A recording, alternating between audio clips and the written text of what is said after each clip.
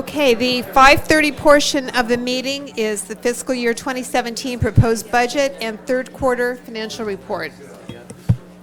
Folks, if you're having a conversation, please take it outside. We're going to have a little budget presentation here. Thank you. Thank you, Mayor Baker and council members. We're doing a special presentation tonight. Two things. We want to just present to you the third quarter financial report for the current fiscal year, and then we're going to be handing out the budgets for next fiscal year, fiscal 17, and Eric's going to talk about that when I'm done with the third quarter report. So as you know, every quarter, we do bring to council a quarterly report of the financials so that you can keep up with where we're at and so that you know that we're reviewing these regularly. We focus on the general fund revenue and expenses. So tonight, the general fund revenue through March 31st. You can see here we have the budget as well, the annual budget as well as the actual to date. So our annual budget of $58.6 million, and that is adjusted based on the council changes that happened at mid-year. And then our actual to-date revenue is $36.8 million, which represents about 63% of the total budget for the year. A couple things I want to point out. For the most part, most of our revenue categories are exactly where they should be at this time of the year. One thing I want to point out, if you look at franchise fees, for instance, they're actually under other taxes. And you'll see it only says 51%. You would think through 9 months of the year we'd have more of that. But two of them, SDG&E and Southern California Gas, we receive in April. And so there's once a year we get those. There's a big chunk of money that we'll get in April. The same thing with property taxes. We get a large chunk of money in December as well as April.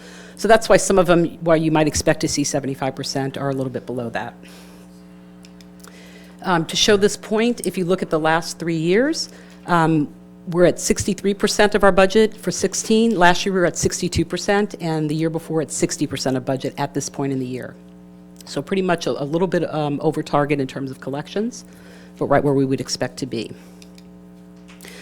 To highlight a couple of the items. Judy, I got to tell you one Yes? thing. That last slide, I think, is particularly helpful to get an overall picture there. So I really like that slide Okay. comparing the year to year. Don't take that one out. If we look at property tax, this is a really good story in the city. You can see over the last 3 years, as of March of each year, where we're at in property tax revenues. So a lot of growth there from March of last year to March of this year. This is a function of a growing economy, new development in the city, as well as recapture of some Property 8 reassessments that were done during the recession. So it takes a long time for those to kind of come back. There's a lag with it, but we're starting to see that, and so you see that large growth there in property tax over the last 3 years. And we expect this to continue into the next year as well. Sales tax, you can see in 14 and 15, it was relatively stagnant. And then while it looks here in March of this year that we actually had a reduction, that isn't actually the case. And with this, what's going on here is a timing issue. And you've all heard me talk about the triple flip, and the triple flip is ending. And so that's creating this year is a timing issue that we're going to be getting a big chunk to sort of resolve the triple flip, and we're going to be getting that more in, I think they said early August. And so because of that, the amount that we're getting from a timing perspective is a little low. But I expect us to meet our budget for this year, but most of it coming in the last quarter.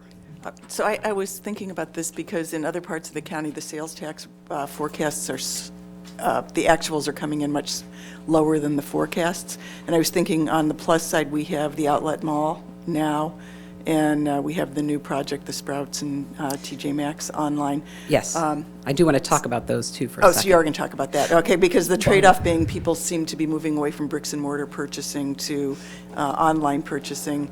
But then on the other side of the ledger, gas stations are kind of mother lode, and you can't do that online. So you're going to talk about all of that. Well, I'll talk about all of that right now, because you just hit all of the high points of sales tax. Yes. Okay.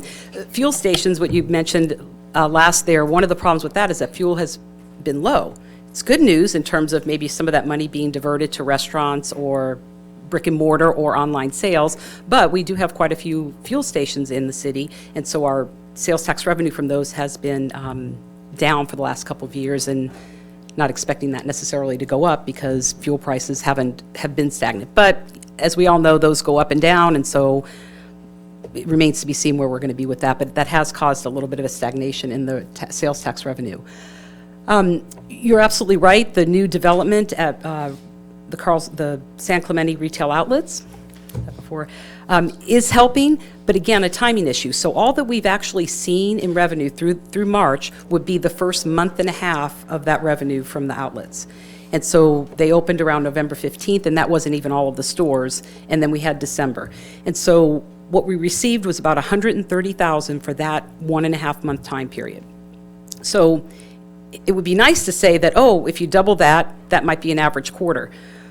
But it's really hard to say that because when something is brand new and opens, maybe you get more people out there, or maybe you get less. You know, it's hard to say. The Christmas season or the holiday season is difficult as well because sometimes that brings in more revenue, or typically it brings in more revenue to bricks and mortar than other times of the year. So we are anxiously awaiting our second quarter results, which we should be getting probably by the end of May, to see really what those stores did for a full quarter, not the holiday season. And then I was glad that you pointed out the new development there at Estrella has opened some of the stores. TJ Maxx has opened, the Sprouts has opened. I believe there was one more, the Ulta, I believe, opened as well. So those are 3 big new retail developments here that should increase our sales tax revenue in the coming year. Okay, if we look at general fund expenditures for the third quarter, we're at 64% of our total expenditures, again, pretty much in line with where we normally are. Capital outlay, we've actually spent about $3 million, and capital outlay is interesting because those are usually longer-term, multi-year projects, and so sometimes we're into a project and all the money's being spent, and then other times it's a little bit less. So I think you'll see that number increase quite a bit here as we move towards the end of the year and are finishing up some of the bigger projects that we have online. Transfers in debt, the last item there, that's something where we often move the transfers at the beginning of the year, so you'll see a higher number. That's not an ongoing every month type of expense. So same chart that Mayor Baker had liked on the other, you see here with our expenditures. We're a little bit higher at 64%. I believe that's due to higher capital payments this year, higher capital outlay. We're completing more projects, but we're not too far off than where we normally are at this time of the year in terms of expenditures. So that completes the quarterly report for the third quarter. I'm happy to answer any questions. As I mentioned, we'll be looking at the budget in a week, but Eric's going to present some things on the budget, but I just want to make sure if you have any questions here, and if not, if we can receive and file the report.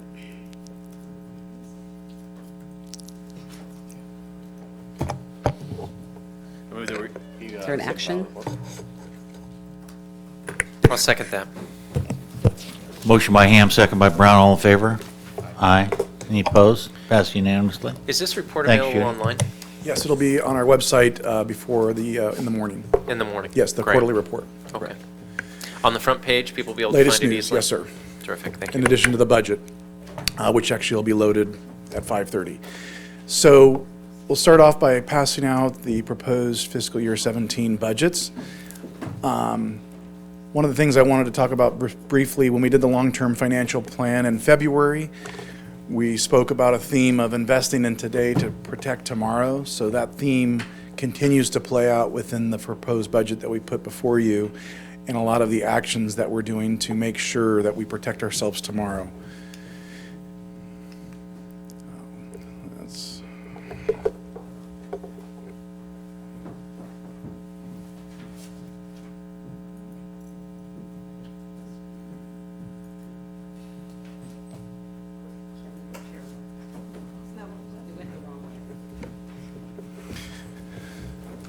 Okay, so the 2017 budget process, as I spoke about, it utilizes the city's long-term financial plan, which includes our long-term financial forecast, our fiscal and reserve policies, our capital project analysis, our newly created information technology strategic plan, as well as our general plan implementation measures.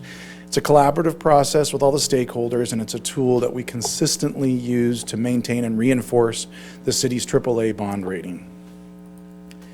So as I spoke about investing in today to protect tomorrow, as you can look at this 5-year operating position overview, we will be seeing deficits in fiscal year 2019, 20, and 21. And they escalate every year, as you can see, ending in 2021 with a deficit of $1.3 million. So we have to be careful in the decisions that we make today as it relates to ongoing costs, because in those years we're likely to see a deficit. And one thing that I think is interesting is the state of California just recently adopted their budget, and one of the common themes was that it's inevitable that we're looking at a potential recession again. Most likely not to the degree that we saw in the early 2000s, but some type of recession. And so the state of California is, I want to think, is modeling after us. They're being very careful in reserving money to be able to weather those future years in the event of a forecast. I talked to Jerry and gave him some ideas. Appreciate that. So, I mean, just what's funny about that is, just for the public at home, when I first sat on council and I looked at this chart, it terrified me. Because, you see that 5-year, what are we going to do? It's been like that ever since I've been on council. Correct. And what it is it's just a forecast that allows us to make our decisions wisely, right? We're not, Correct. automated and walking right into the, into the abyss, right? We have the ability to, adapt and to change. We're always going to roll up our sleeves and pass a balanced budget. We're committed to that, and historically we've always done that and will continue to.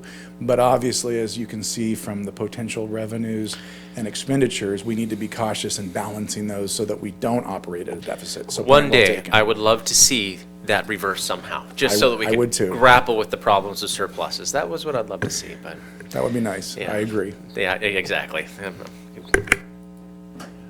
So that really concludes my presentation. Wanted to be brief. Tonight, we're doing the budget presentation. On Tuesday, May 24th at 4 o'clock, we'll be doing our budget workshop and public hearing. This is a little bit of a different format that we haven't done in the past. So we'll start off the workshop with a presentation. We'll open up the public hearing. We'll be open to hearing public comments and come back to the council to address questions and receive direction. Very standard format. We'll have all the departments do a brief overview of the highlights of their budget. We'll go over all of the major funds and address any council questions that you may have. And then we've reserved Monday, June 13th, because of the elections. We're having a special meeting on Monday for the budget adoption. And so that's kind of the roadmap that's before you. And with that, I'm going to end my presentation, take any questions. We have the website here. This PowerPoint will be also loaded on the website tonight, so people can go, and then our budget's loaded on our transparency page as well as our budget page. And so with that, I conclude my presentation and take any questions the council may have. Thanks, Eric. Thanks, you. Judy.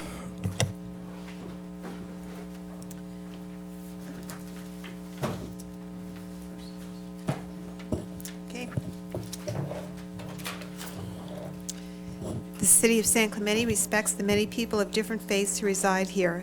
The City Council historically begins its session with an invocation offered by one of the religious leaders of our community, with full appreciation of our shared belief that we are one nation under God. And while the city cannot endorse any particular religion, we respect the religious freedom and freedom of expression of all our citizens to pray as they feel led to pray. This evening's invocation will be given by Don Kapoff, chaplain with the Orange County Sheriff Coroner Department. Let's pray. And please remain standing, and Councilmember Brown will lead us in the Pledge of Allegiance. Heavenly Father, we thank you for San Clemente. We thank you that we are blessed to call it home, lucky if we get to work here. We ask that you would continue to pour your favor upon the city and the inhabitants of San Clemente. We ask for your protection upon the fire department and for the police department and for all the people that work for the city. We also ask, Father, that you would keep our children safe, keep them healthy and free from any danger. We thank you so much for the ability to call San Clemente home. And we ask, Father, that these proceedings tonight would be made with very good scrutiny, good intent, and that you'd be blessed in all its proceedings. In Jesus' name, amen. Please join me in the Pledge of Allegiance to our great country. Ready, begin. I pledge allegiance to the flag of the United States of America and to the republic for which it stands, one nation, under God, indivisible, with liberty and justice for all.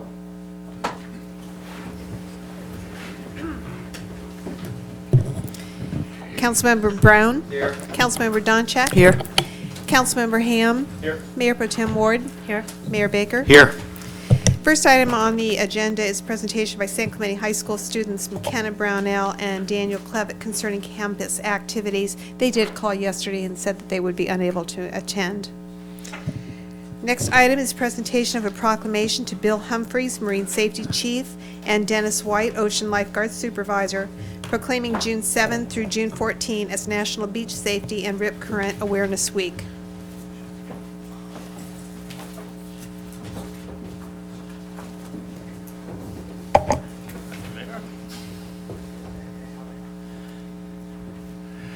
Well, it's always nice to hand out certificates to our lifeguards who do such a terrific job.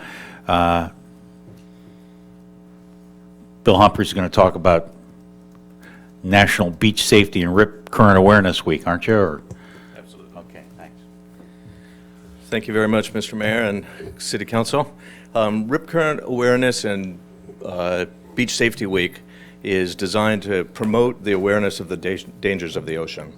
You know, the ocean's very exciting, it's a fun place to go, but as everybody that lives in San Clemente knows, it's also dangerous. Last summer, lifeguards rescued about 2,300 people from the ocean, and probably 2,000 of those, roughly 90%, were from rip currents.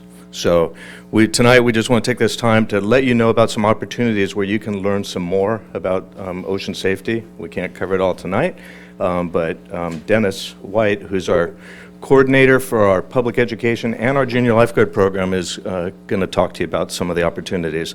And I'll mention one thing kind of interesting that Dennis got to do yesterday.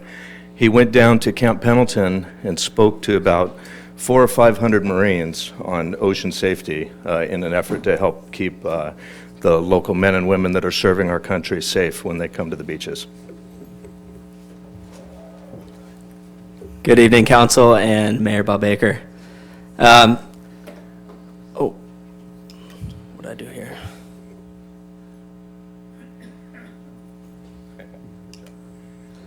So as you see here, this is a picture of Rip Current. This photo was taken here in San Clemente. As Bill had said, 90% of our rescues come from rip currents, which look exactly like these. You can kind of tell by the little bit murkier water and that white foam surrounding it. If you come down to the beach, all of our lifeguards down at the beach, they have this sign written on the back of it. It's in English and in Spanish. It gives you some easy, basic beach and ocean safety tips. Learn to swim, it's fun. Check with the lifeguard before going in. So Marine Safety will be having an open house come June 5th, 9 a.m. to 12. We invite any member of the public to come down to take a look at our headquarters and get public education from one of our lifeguards. In addition, we also have beach safety clinics every second and fourth Saturday in June and July. Again, we invite any member of the public to come down to talk with our lifeguards. We're going to give them a quick ocean safety, public education about conditions of the day, and we'll actually get them in the water too, so you can get in the water with some of our lifeguards. If you have any other questions, talk to a lifeguard when you come down to the beach. He'll give you general conditions for the day, or you can call our phone number, 361-8219. Thank you very much. And now, one of the things I want you to, if anybody's watching at home and you got kids or grandkids, please get them in the junior lifeguard program. It is absolutely the best thing you can do for your kids. My kids were in it, and they're terrific water people. I feel much better when I'm in the ocean when they're with me. It's a great thing. You live in San Clemente, your kids are going to the beach. Please get your kids in a junior lifeguard program, because these guys know what they're doing. Thank you very much. Thank you. Thank you.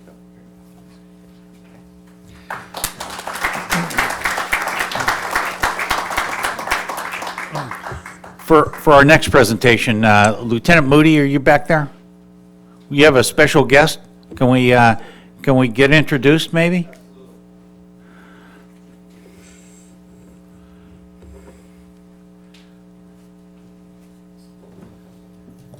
I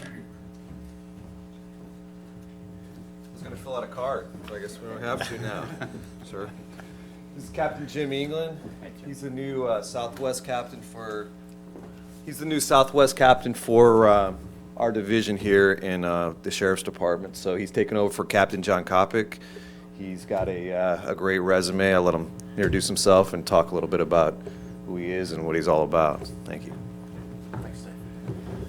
Mr. Mayor, members of City Council, thank you. I think Dave kind of covered everything I had written to say, but I won't take too much time. We have a very busy agenda. But my name is Jim England. I'm the newest captain for the Southwest Division, which encompasses all the cities south of the I-405 on the ocean side of the freeway. So we have 7 contract cities in our division.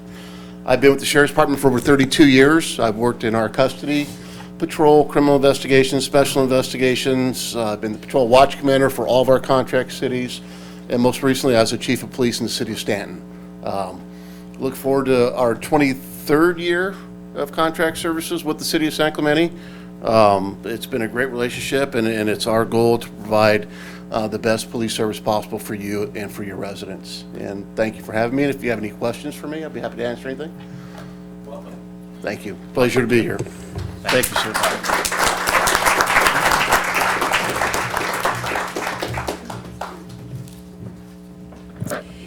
Next is presentation of a California Parks and Recreation Society District 10 Volunteer Merit Award to Noni Fickling, President of the Friends of San Clemente Library. It's inside the box.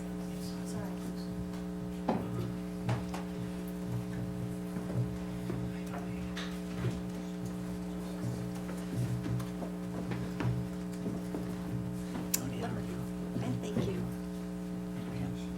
Come on, you say a couple words. This is very nice. It's very nice.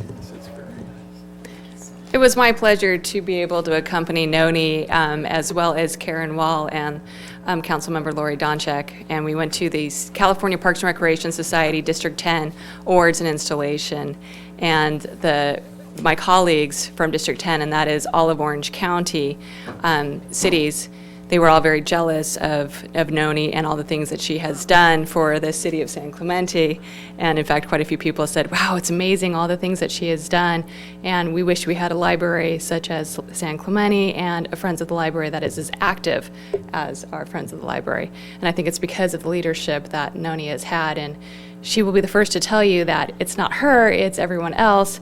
But I think that's what makes her so special, and that's why we're so lucky to have her. And so with that, this is the award of the Volunteer Merit Award from the California Parks and Recreation Society, District 10. And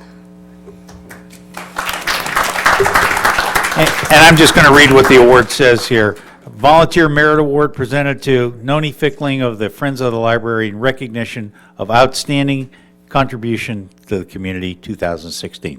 Thanks very much, Noni. Laura's going to take a picture. Come on in here.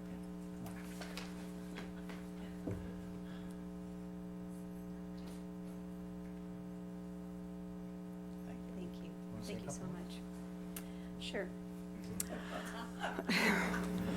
Good time to advertise. Well, it is. I am humbled and honored to receive this award. And like Pam said, I truly do believe it's an award for all the volunteers of San Clemente Friends of the Library. And I feel that really I'm just the face of those great volunteers. And I just appreciate and love working in San Clemente. I've been here since 1963, and it's an honor to volunteer. And I love the library. And Karen Wall is here right now, and a good reason that library is so great is because of her as well. But thank you so much. I appreciate it, and thank you, Pam. So,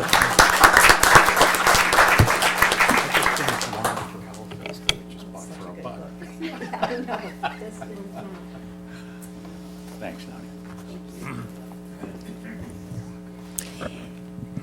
Next is a report from the Beaches, Parks, and Recreation Department concerning the proposed 2016 Wall of Recognition honoree. Okay, so this is going to be just a fun night, I think, all the way around. So tonight, we're recommending the 2016 Wall of Recognition honoree. And we do have quite a few of our past honorees here in the audience. And so we want to make sure that we recognize them as well tonight. In fact, would you like me to say who's here tonight? So let's have you stand up. So we have Jan Sainer, who was 1998. Joe Anderson is here from 2011. Dr. Bill Thomas, 2012. Ruth Denald, 2014. Did I miss anybody? Anybody sneak in? Okay. So we have some really fantastic past honorees, and this year the Wall of Recognition Committee, who has expanded just a little bit this year, we added a Beaches, Parks, and Recreation Commissioner, John Dory, and then we also added myself representing the city staff, and Councilmember Chris Ham was there as well. And so this is a great committee, and so the committee is based of past honorees as well as this group of people, individuals. And so after reading all of the nominations, quite honestly, every single one of them are fantastic people. So for those that didn't win this year, I'm hoping that they do submit again next year, because we are extremely fortunate in San Clemente to have so many great people that give so much to this city. So for tonight, we want to honor and recognize Robert, or Bob, Hayden. He is here tonight. There he is.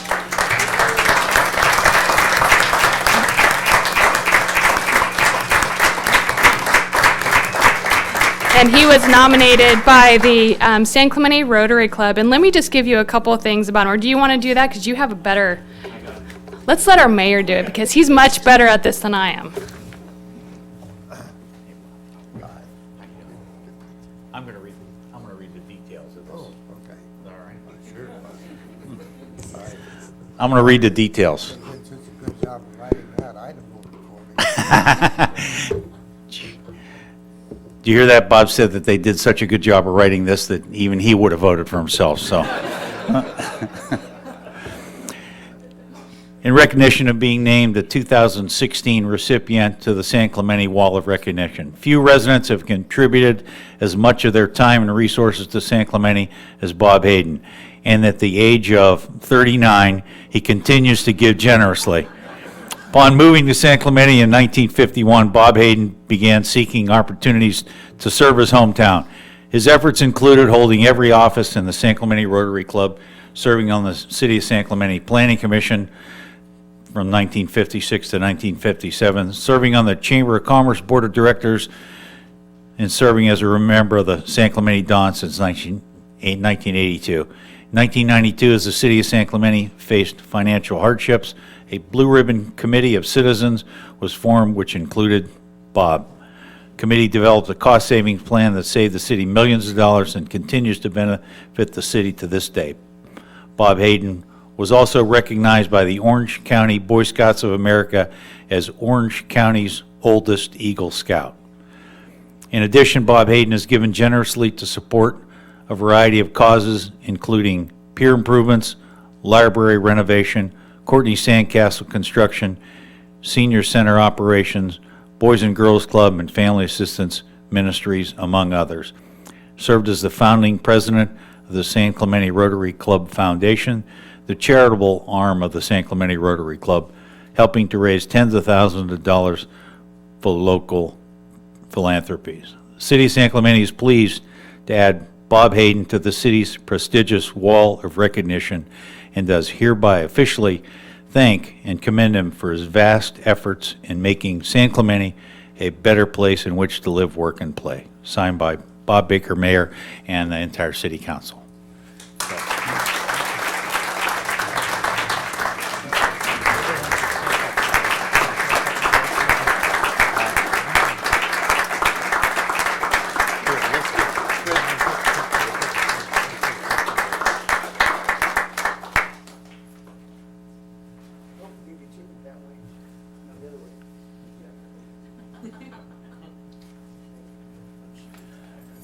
All right, Bob's got about a 30-minute speech, so come on. Well, you can tell it took me a couple of 39 years to take in all that, but it's been a long time. But I've enjoyed San Clemente. When I came here, it was a population of about 2,200. and I've enjoyed it all the way up to where it is now. It's a great little city, and I'm very pleased and thankful for being nominated for this particular honor. Thank you. Thanks very much for all your time. We'll continue to try and keep your legacy going. We're trying to work. Okay. Thank you. Thanks.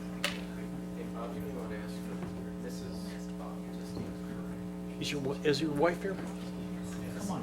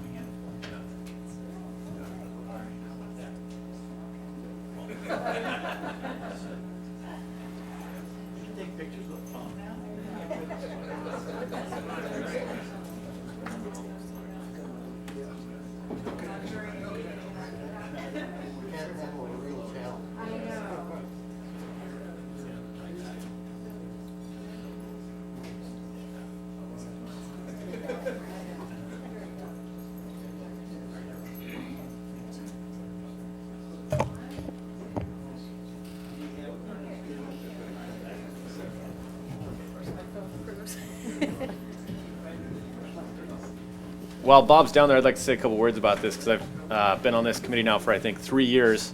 And every time we go over commissions and committees' recommendations, we say that's the hardest thing that we do every year. And I can attest that this is 10 times harder than that because each person that gets nominated for this position has given so much of their life and so much of their time to this community. And so it's truly an honor to be a part of it. So thank you, everybody. We do have business, though, that we need to make sure we take care of on this one. And so our staff's recommendation is that the city I'll move council it. approve the selection of the 2016 recipient to be honored on the Wall of Recognition. And then you've already done the second part, so. Okay, so moved. Motion by Doncheck, second by Ham, all in favor? Okay. Passes unanimously. would Thank be you very good. much, Pam. Thank you so much.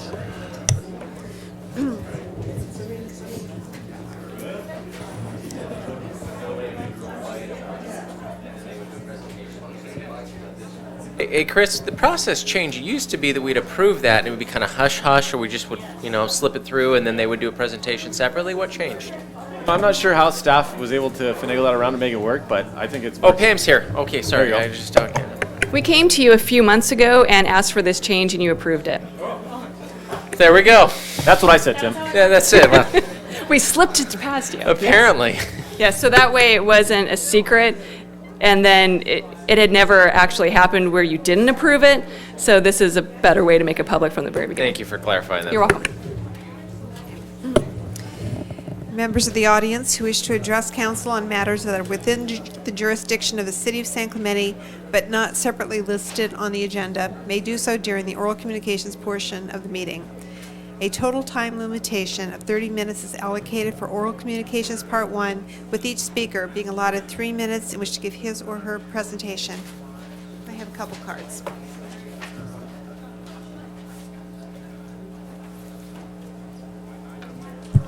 Okay, first up, Peggy Vance and Ernie Marquez. And then John Dory's next.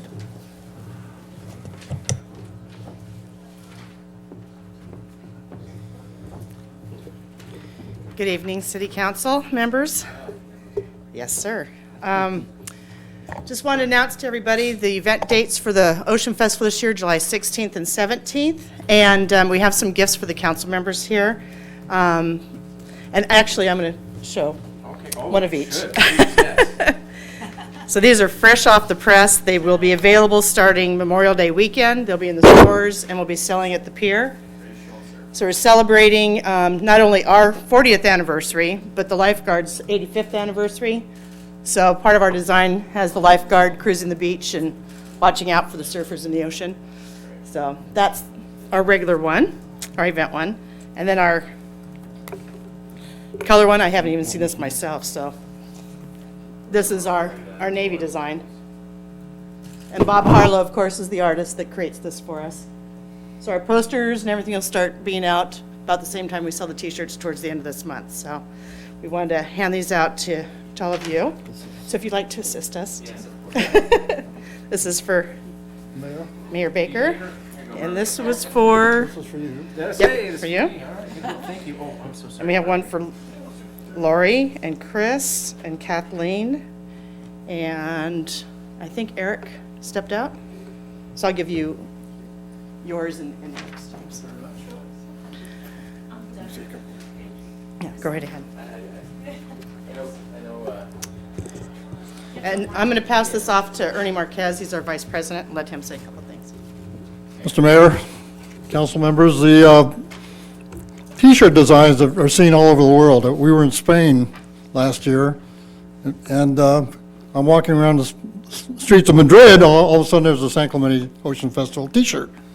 So you see them all over.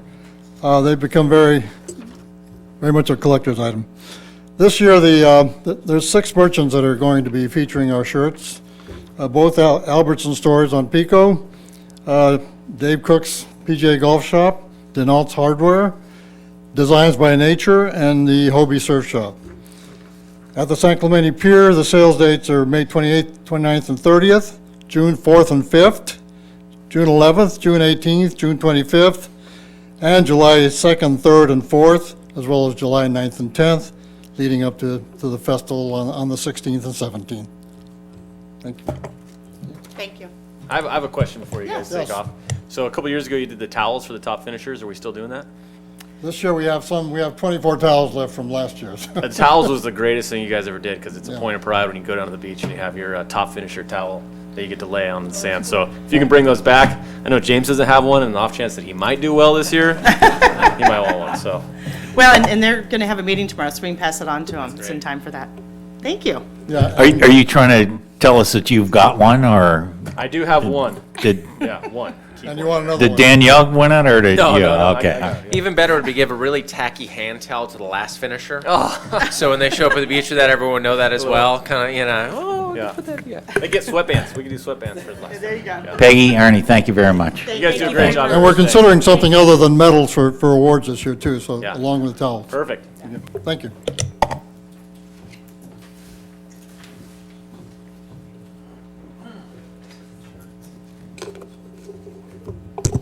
Mayor Baker, Mayor Pro Tem Ward, and City Council members. My name is John Dory, and tonight I'm here representing the Friends of San Clemente and some of the programs that we have coming up in May and June. On Saturday, May 21st, at the Aquatic Center at Vista Hermosa, we're going to have the San Clemente Sports Wall of Fame inductions. We have 3 people inducted this year. The first is Joyce Hoffman, one of the greatest women surfers of all time. And she's won national awards, world championships, and the first woman to surf pipeline. She will be there and will be available along with the other 2 inductees to meet the public and also to have pictures taken. The second person is Doris Stevens. Her son is the tennis coach, and he obviously came about that talent through his mom. Back in the early 60s, she beat the #1 tennis player in the world, in the nation, Nancy Chaffee. And at 18, she was on her way to big time, but she decided to become a mother and a wife and raise kids. And so at the age of 79 and 80, she went back on the circuit and won 12 national awards, including a Grand Slam in her age bracket at 80. And pretty amazing. She was the Woman of Honor, basically, at the ESPN awards ceremony that they had back in New York. She's quite an amazing woman. And third, we have Bob Yoder, a volleyball player and also a basketball and baseball player from San Clemente High School, who later went on to USC to become a NCAA champion in volleyball at USC, later went back to USC as a coach and won in 1988, won the NCAA championships again, made the Olympic team in 1980, but didn't get to play.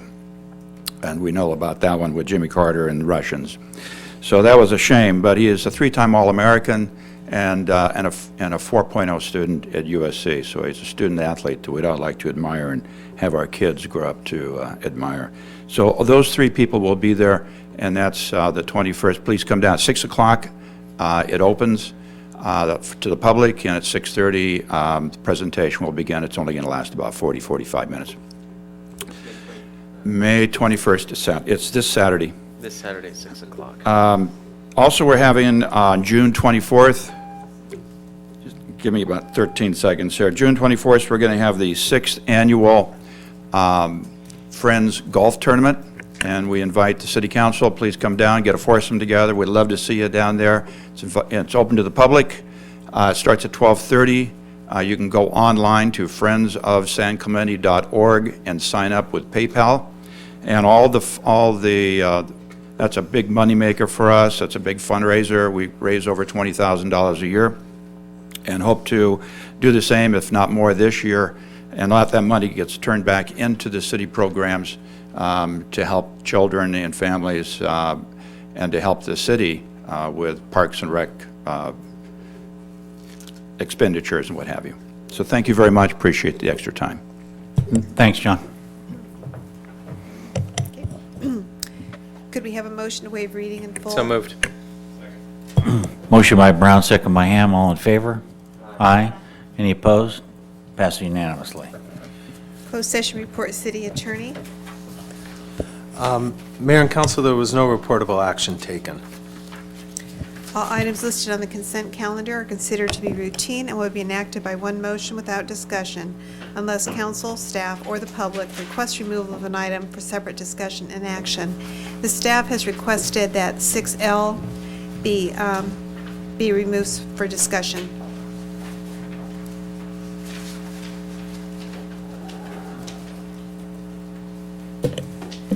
Six A.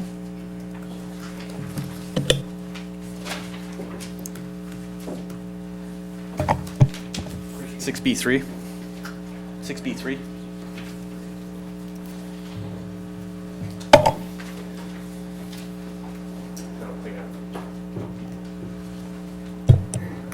Okay, 6A for Kathy. Could Somebody want to move the balance? So moved. Second. Motion by Ward, second by Ham. All in favor? Aye. Any opposed? Passes unanimously.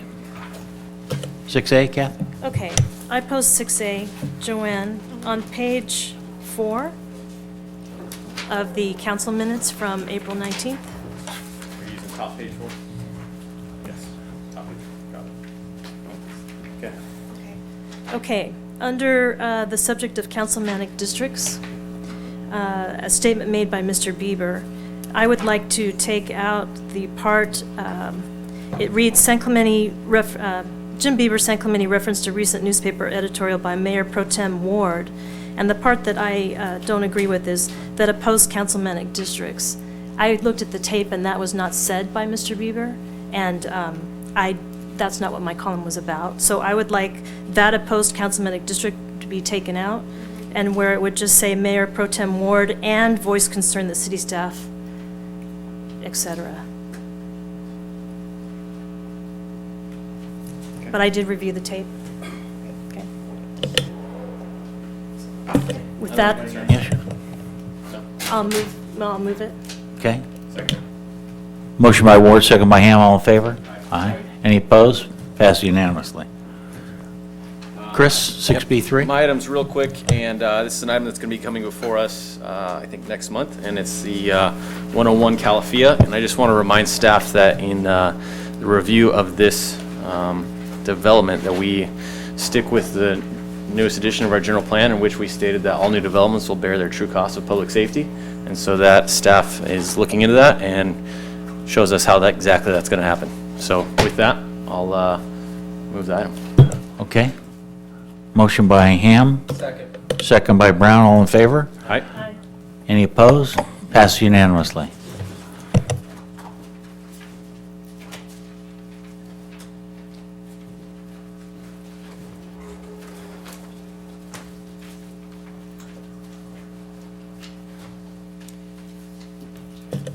think staff pulled this item. L? Yeah, thanks, Kathy. Hello, John. Good evening. This is a request to apply for a grant for the through the Coastal Commission. Staff pulled this because in the staff report and the resolution identifies we're requesting $100,000 for the grant. However, through some discussions with Coastal Commission staff as well as our consultants, we've decided to increase that to $135,000, which would address one of the policies that was approved as part of the LUP and having studies evaluating sea level rise and its impacts on the city's shorelines and facilities. So that is the staff recommended revision.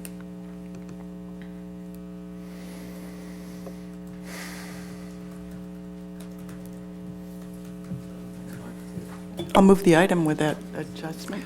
I'll second that. I want to talk about it for just a second. I've had concerns about this for some time, John. And the I don't know how to say this, but I'm not sure we're ready to go ahead with this. I get that the funding's out there. I get that it's a grant, but can we wait till next year till some of these things are cleared up? I mean, these grants, they do this every year, do they not? I don't know that it's going to be a continuing thing. I know that in the past 3 years they've had it. We have discussed the potential that if the city is uncomfortable with any of the suggested modifications as part of the implementation plan, which is the second phase that we're hoping to get started on, that the city's not obligated to repay any of that grant funding that was received and processed. It would only be we couldn't receive any of the funds for tasks that we hadn't completed yet. So there still provides us the necessary flexibility to move forward on this. The LCP is something that's required by the state. We're one of, there's only 15% of the city's coastline that doesn't have a certified LCP. So as the Coastal Commission is using these grants to help kind of facilitate getting that last 15% in, as well as updating cities' LCPs that are out of date with current issues. So staff feels that there is the flexibility if there is an issue point that we're in opposition with the Coastal Commission to walk away and not have any necessary funds to be repaid as part of the grant process. So we see it as a consistent with the general plan as implementation measure in that city pursue a LCP. So that's the city's basis, staff's basis on wanting to move forward with this.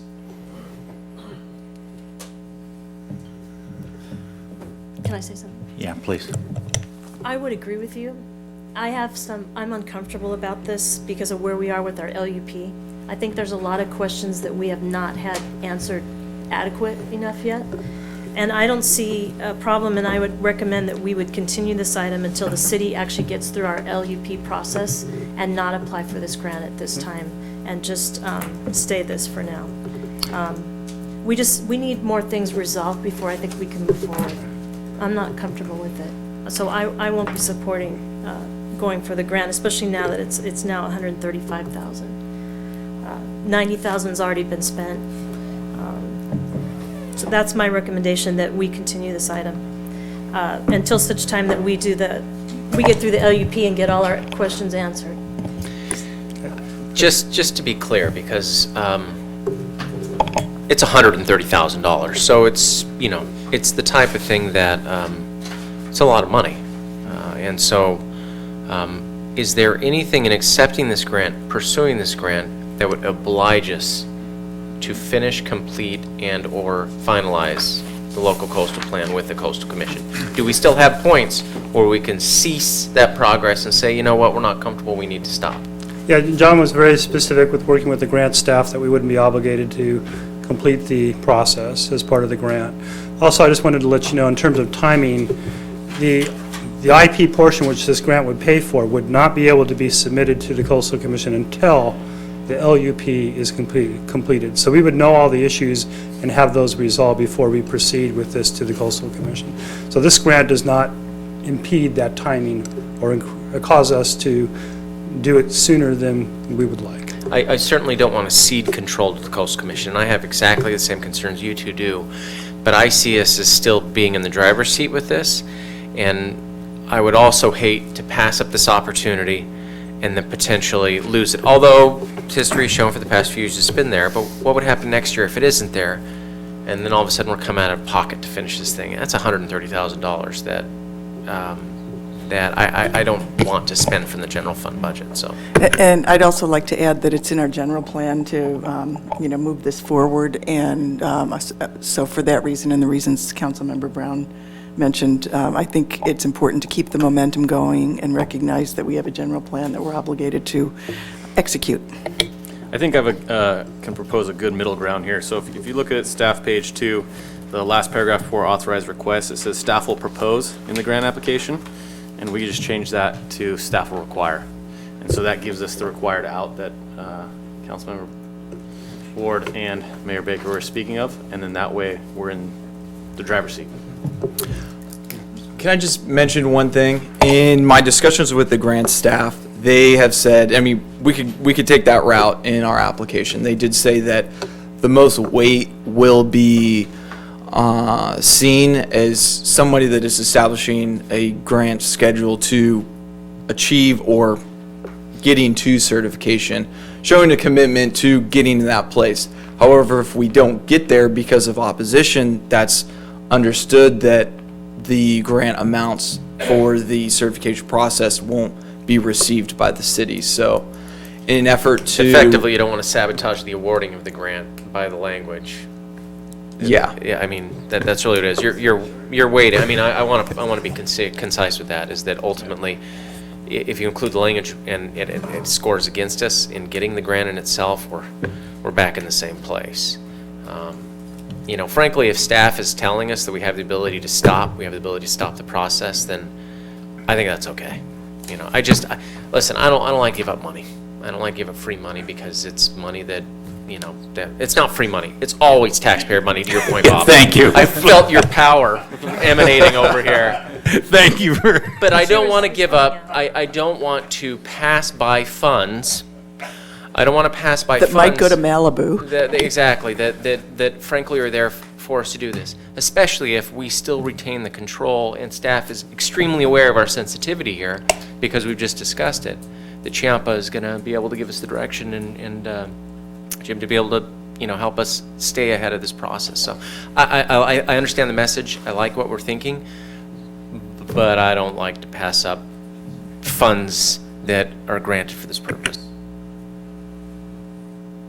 The only thing that I would say to that point is that we're also marching closer to it, and you think that we will be able to have control over this, but I am not convinced of that yet. By all of the communications that we have gotten have made me even more uncertain of that.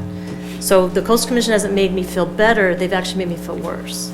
So until we sign something, we're in the driver's seat. Until the mayor signs a document and we commit to something, we are in the driver's seat. No different from San Juan and their grant for OCTA and all these different items. At some point, we are our own city, and we can decide what we want to do, but I just don't think we ought to pass up the funds if they're available. All right, I'm glad we're having this discussion. I'm glad it's clear to everybody that we're not all enthusiastically paddling upstream here. Where there is some trepidation here at the council level. I'm going to support this, and we had a motion and a second, so we're going to vote on it in just a second here. But everybody understands we're concerned about it, so I hope that has gotten everybody's notice. I think we're unanimous in that concern. Lori, I think your comments. I believe we are. Yes, I believe we are. All right, motion by Donchak, second by Brown. All in favor? Aye. Any opposed? opposed. With Ward opposed. Thank you, John. Thank you, Jim. The public hearing process includes a staff presentation, a presentation by the applicant not to exceed 10 minutes, and public testimony not to exceed 3 minutes per speaker. Following closure of the public hearing, the City Council will respond to questions raised during the hearing, discuss the issues, and act upon the matter by motion. The first public hearing is to consider acquiring an easement generally located between Paseo Peregrino and Via Floridas by eminent domain for a new water line between Reservoirs 6 and 10.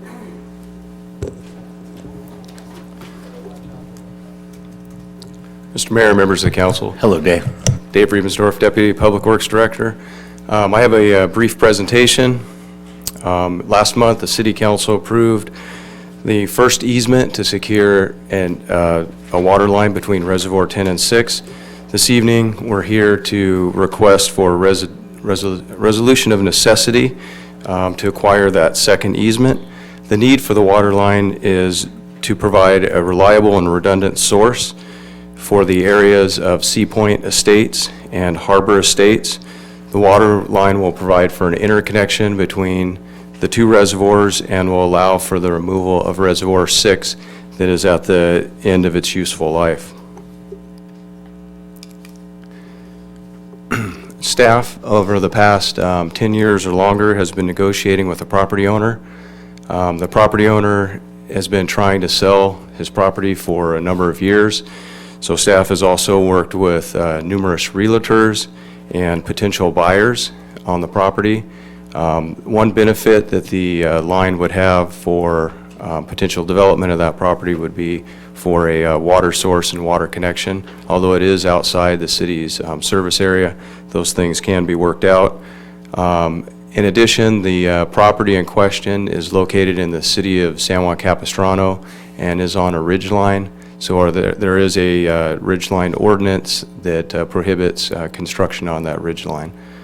So with that, staff is recommending this evening to start the process to obtain an easement through the means of a resolution of necessity.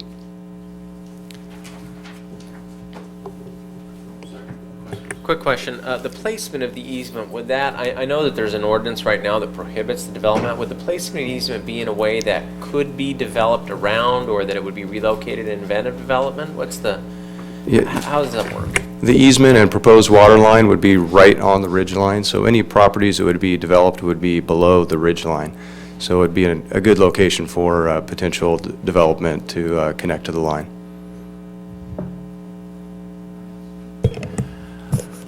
I got a question for the city attorney here.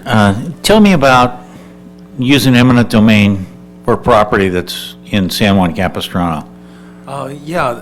Cities have limited ability to use eminent domain outside their jurisdictions for vital infrastructure like this. So when it comes to water lines, roads or road access, sewer lines, then each agency has the ability to encroach into its sister agency's territory to effect acquisitions like this, Mayor.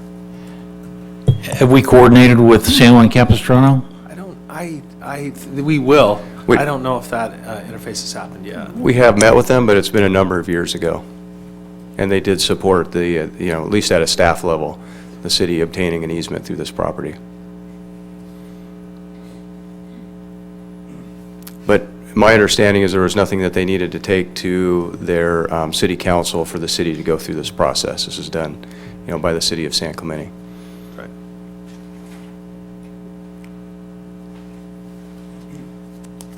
Okay. Any other questions? All right. With that, we've got a public hearing on this item, so I will now open the public hearing. Do we have any cards, Joanne? Anybody like to speak on this? With that, I'll close the public hearing. Okay. I move that we adopt the resolution number 16-30 entitled Resolution of the City of San Clemente declaring that the acquisition of an easement interest in certain real property by eminent domain is necessary for a water line between Reservoirs 6 and 10 project. Do I have to read the note into this as well? No? Okay. 2, to authorize the city attorney to pursue an eminent domain process to acquire an easement for the new water line between Reservoirs 6 and 10. 3, to authorize the city manager to execute all documents in the name of the city of San Clemente in the eminent domain process on behalf of the city. Second. Motion by Ham, second by Ward. All in favor? Aye. Any opposed? Passes unanimously. And I hope the city manager will call the city manager of San Juan Capistrano tomorrow and let him know what we've done here. Thank you. Thank you, Dave. Thank you. The next public hearing is to consider a proposed increase in ambulance transport fees, as well as the establishment of 2 new fees related to providing this service. Thank you, Joanne. Good evening, council members. The item before you tonight is an update to our ambulance transport fees. So for many years, the city has provided ambulance transport through the Orange County Fire Authority. We have 1 full-time ambulance in place with them. We also, in this past year, have just started a 2nd full-time ambulance service that is through a private ambulance company. So currently, the city has 2 ambulance providers providing the same ambulance transport service to our residents. In terms of the fee for this service, the last time council acted or took action on this item was back in April 2012. And at that time, we set our ambulance transport fees to match those that are adopted by the Orange County Healthcare Agency. Also at that time in 2012, we had council approve a resolution that every July 1st, we would increase our fees based on the CPI index as of April of that year. So what the intent was when we originally had set them is to sort of match the Orange County Healthcare Agency. But what's happened over time is that they don't always increase their fees every year, and sometimes the month that they use for the CPI index is different than the month that we use. And then in addition, they also periodically do a cost of service study. They look at revenue that's being collected, and they also look at things like minimum wage, for instance, which is projected to be going up in the next few years. So in November of 15, the Orange County Healthcare Agency went back to the board and provided new ambulance rates. And so if we continue to adjust our rates based on CPI, we will continue to fall further and further behind what the Orange County Healthcare Agency has stated is really the cost of providing that service for these providers. So what the item before you tonight is to set our fees based on the latest from the Orange County Healthcare Agency, and to set a resolution so that every year in January, we would increase our fees based on whatever their fees were at the time. Currently, we have a basic life support and advanced life support. The difference is that the advanced life support would also include a paramedic assessment fee if someone needed to be taken to the hospital with a paramedic assessment done, as opposed to a basic life support, which is just a transport to the hospital. So both of those fees are what we're looking to increase tonight. We also historically have provided a discount to our residents. It's a $200 discount off either the advanced life support or basic life support. So our fee schedule includes that discount for residents. And then there's a mileage rate that's been in our fee schedule as well. Currently, it's $16.81. So all those fees, if you had looked on your agenda report, are proposed to be increased. The resident and non-resident basic and advanced life support, the increase is about $177 per transport, and the mileage at 6 cents per mile is what the increase is. And then 2 new fee items we're proposing, an oxygen fee. Our billing agent has been charging an $18 oxygen fee, but we've been told that $82.74 is what is more likely the cost of it. So where this got set, I don't know. It has been there for a long time, so we'd like to get that increased and set in our fee schedule so that we can charge the rate that's the cost for the service.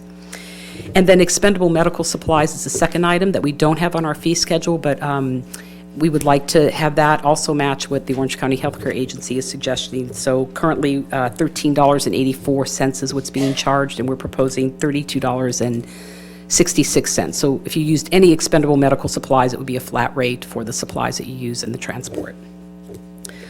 So that's what's before you tonight. I'm happy to answer any questions or have discussion on that.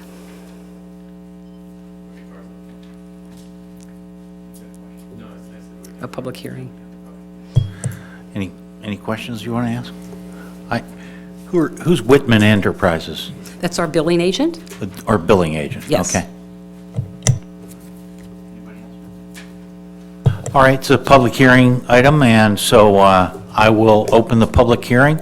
I've got one card from Mr. Ed Littrap. Anybody else like to speak about this, please fill out a card and come on up. Thank you very much. It's great to see all you. I'm a new resident here to San Clemente, been here for 3 years. It's the best place I've ever lived. Before you consider raises for the EMS services, I'm probably one of hundreds, if not thousands, of people in the city of San Clemente that have had their credit ruined by the city of San Clemente, by the illegal collection activities and billing activities of Whitman Enterprises and their debt collection service, MS Debt Collection Services here. It was so severe that I was denied a mortgage to buy a piece of property here. I'm a disabled veteran. I suffer from extreme Agent Orange poisoning from Vietnam.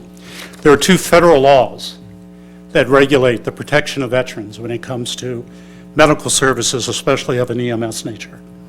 The city is, 1, either completely ignorant of those laws, or number 2, in my communications with the Whitman Billing Service, which has been, I was in the military for a long time and I'm a businessman, the most unprofessional, most embarrassing, I can't find the words to describe to you how I was treated by both Whitman and then especially the debt collector that you use here locally.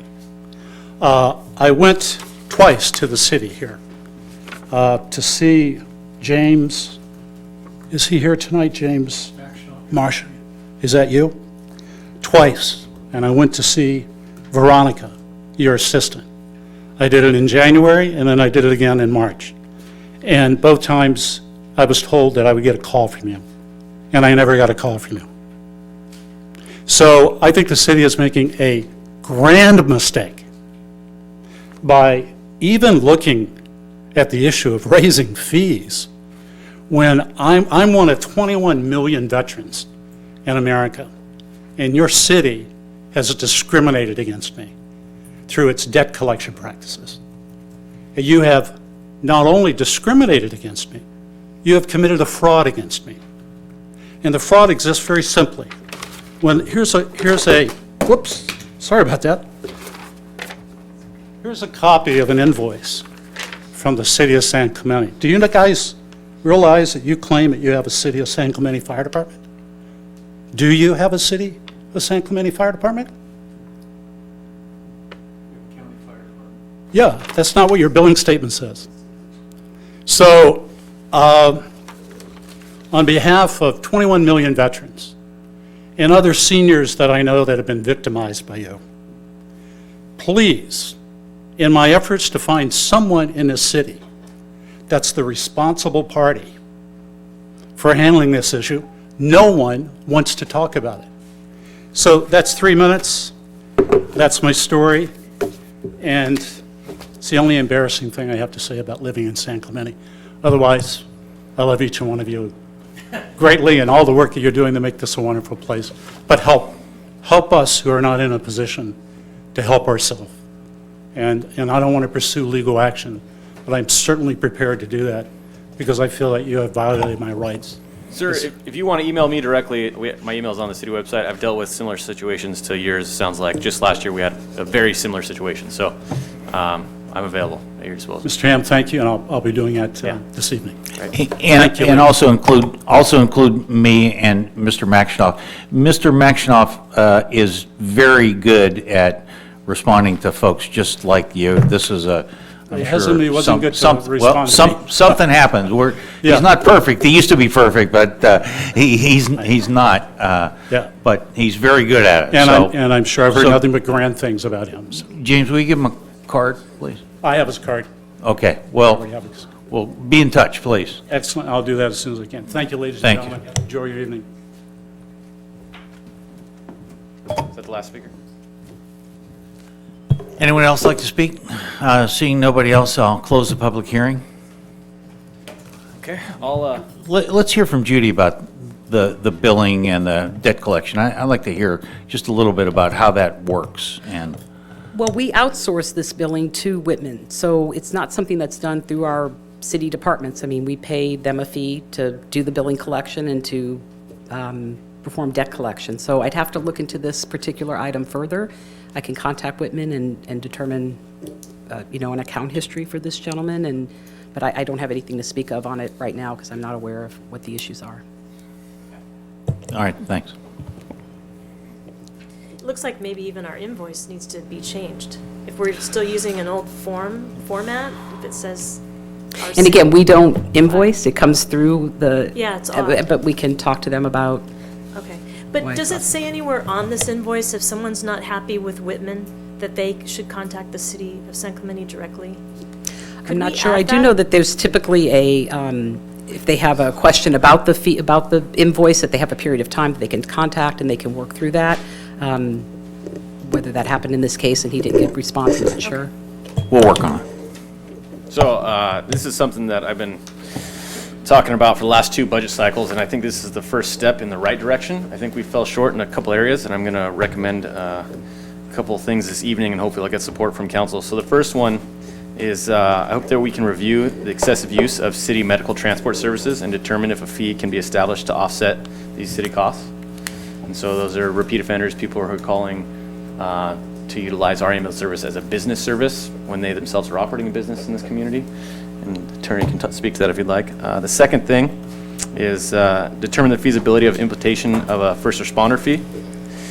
The third one would be a review of our ambulance subscription fee, and just in preliminary discussions with other communities, the way that our ambulance subscription fee works is a sort of an outdated model compared to how most other communities are doing it in Orange County. And so just direct staff to take a look at that. Okay. And then the fourth one would be, this one's a little more convoluted. The cost to provide ALS and BLS transport fees are fixed costs currently, and I'm hoping that we can eliminate the 2 costs. And the real cost is currently reflected in the staff report as proposed as the non-resident fee. And I'd like to direct staff to revise the fee structure to charge this fee for all transports. And this is where it ties back into the subscription fee. So those who are members of the subscription fee would then receive the resident discount. And what that's to be determined after staff looks into how the rest of the county's doing it and gets the accurate data. I can elaborate on any of those if you have questions, because Bob, you give. I do need some elaboration on that, Chris, because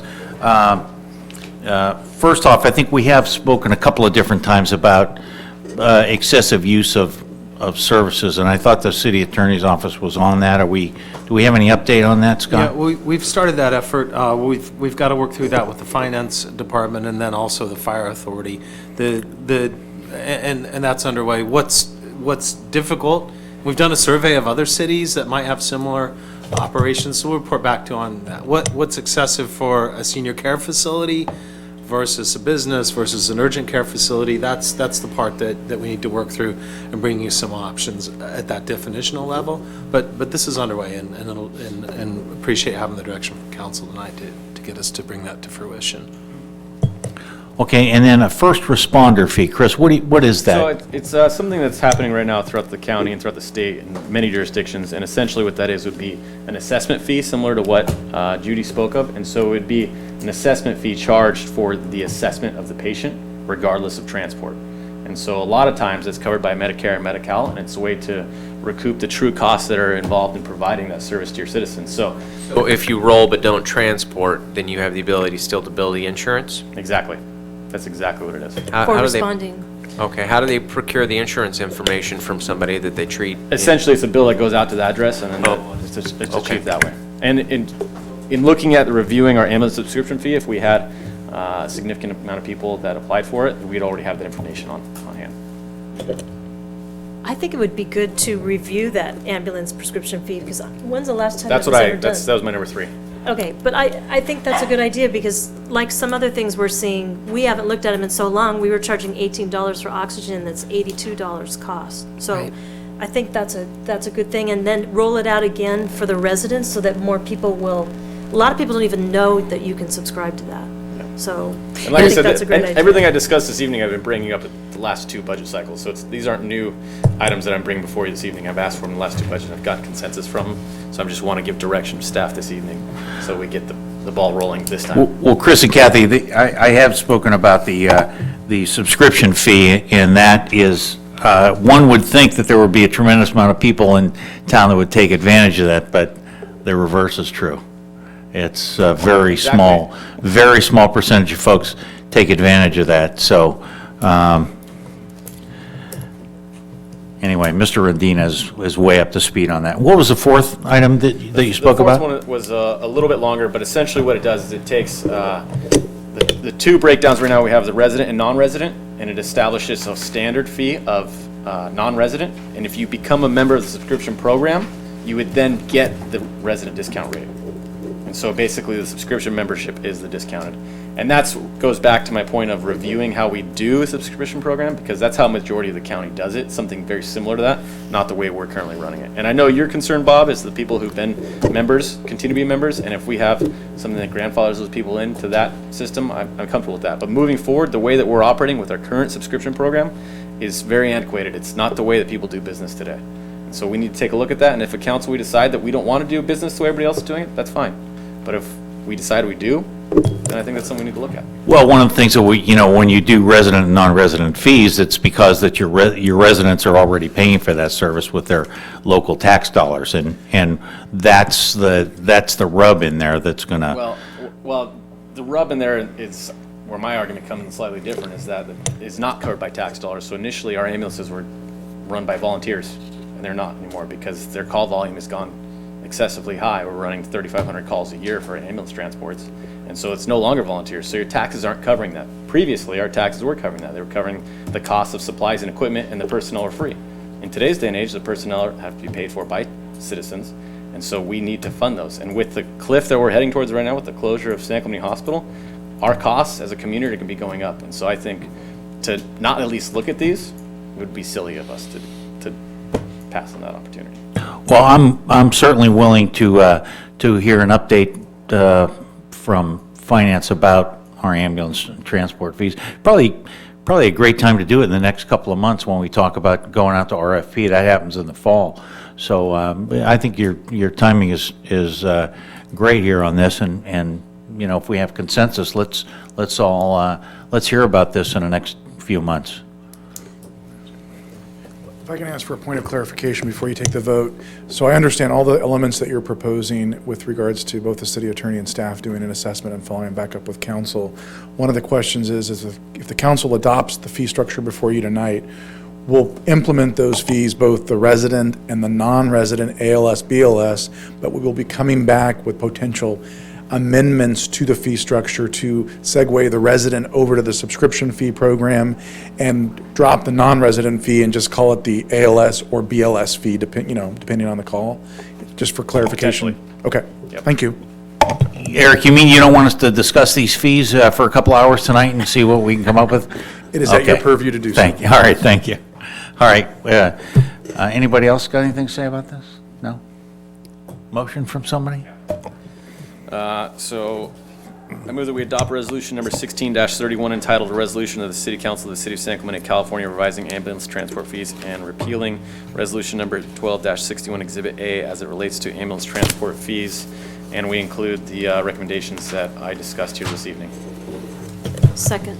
Okay, motion by Ham, second by Ward. All in favor?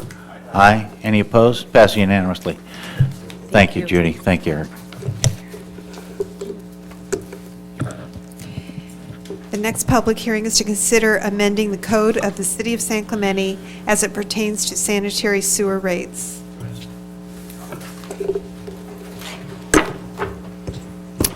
Good evening, Mr. Mayor, City Council members. My name is Tom Rendina. I'm the Business Services Officer.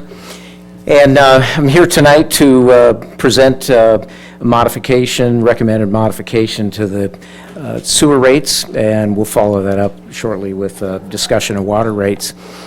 The sewer rate recommendation this year is a 2% uniform increase. In other words, a 2% increase to the fixed rate and the variable rates. The sewer revenues have been impacted. We have not had an increase, which is wonderful news, for 3 years in the sewer fund. That has finally caught up with us this year. And so I wanted to point out that the last increase was in 2013. Secondly, that we've had about a 4.5% deterioration of revenues in the sewer fund in the last year. And it's largely as a result of lower water consumption, particularly indoors. And so you might not, correlate revenue reduction because of drought, but it's happening to us. And so the combination of those two with increases in operating expenses has essentially eliminated the positive operating position that existed in the last couple of years. And so we are, if you will, compelled to operate at a neutral operating position. And we've reached a point now where a 2% increase is really necessary to try and attain a neutral operating position sewer fund. There's a couple things listed, the items that comprise some of the increases. Landfill fees are up, natural gas, fleet charges, and essentially that is it. I welcome any questions. Any questions for Tom? Questions? Okay. There a motion out there? Oh, thank you. Public hearing. With that, I'll open the public hearing. Would anybody like to speak about sewer rates? I don't have any cards. Anybody out there like to speak about sewer rates? Seeing no one, I'll close the public hearing. Okay. Go ahead. I do have an Go ahead. announcement. First, my office received 8 written protests out of 17,498 active sewer accounts. This does not represent a majority protest. Thank you, Joanne. I move that we introduce ordinance number 1625 entitled an ordinance of the City Council of the City of San Clemente, California, amending Chapter 13.24.190 subsections D and E of the San Clemente Municipal Code relating to sanitary sewer rates. Motion by Doncheck, second by Ham. All in favor? Aye. Aye. Any opposed? Passes unanimously. Thank you, Tom. Very good. With that, I would like to, Joanne, am I free to proceed, or do you, okay, very good. The water rates, we talked a little bit briefly a minute ago about obviously sewer and the impact. We're also recommending this year water rate increase. This increase is based on an analysis that was done in 2015. And we have not updated that analysis. We will be launching a full cost of service study on the water rates shortly, where we've been in a request for proposal mode, and we have interviewed 5 firms, and we'll begin a study that will be very comprehensive, planning on a good process that involves the public. We'll have several hearings where we allow or invite, if you will, people to come forward. We want to examine the water rate structure, water policies, and get input from the public about their ideas on how to structure rates. Currently, we're in an inclining tier rate structure, meaning that you're allocated water, and the more water you use, the higher rate you pay. Those allocations are based on some industry standards that we've had in practice here for a long time. Probably, any individual could question the rationality of those. They're based on some pretty solid practices in the industry. Those items will be examined as we go forward in the cost of service study. For now, what we've done is we have utilized last year's rate study, which examined the next 5 years, and it had a projected 4% increase for potable water over the 5-year period. So this year, we're sticking with that recommendation. That analysis was done, and we are recommending a 4% increase to potable water now, and will return probably in 7 or 8 months after the full cost of service study is done, with a perspective about how we would want to operate and sell water in the future. The recommendation at the time in 2015 had a slightly higher increase on non-potable water. That was a 6% recommendation. To put it in perspective, potable water is sold for $2.25 a unit right now, and a 6% increase would increase that to about $2.38. Potable water starts at about $2.65, so potable water is inherently more expensive. What's happening in the non-potable side is that we, of course, took on a significant amount of debt in order to expand the non-potable facilities, and those debt payments started this last December. They're pretty significant, about $900,000. So those are the recommended increases. They are uniform. In other words, again, the fixed and the variable rates will all be for potable water increased by 4% across the board.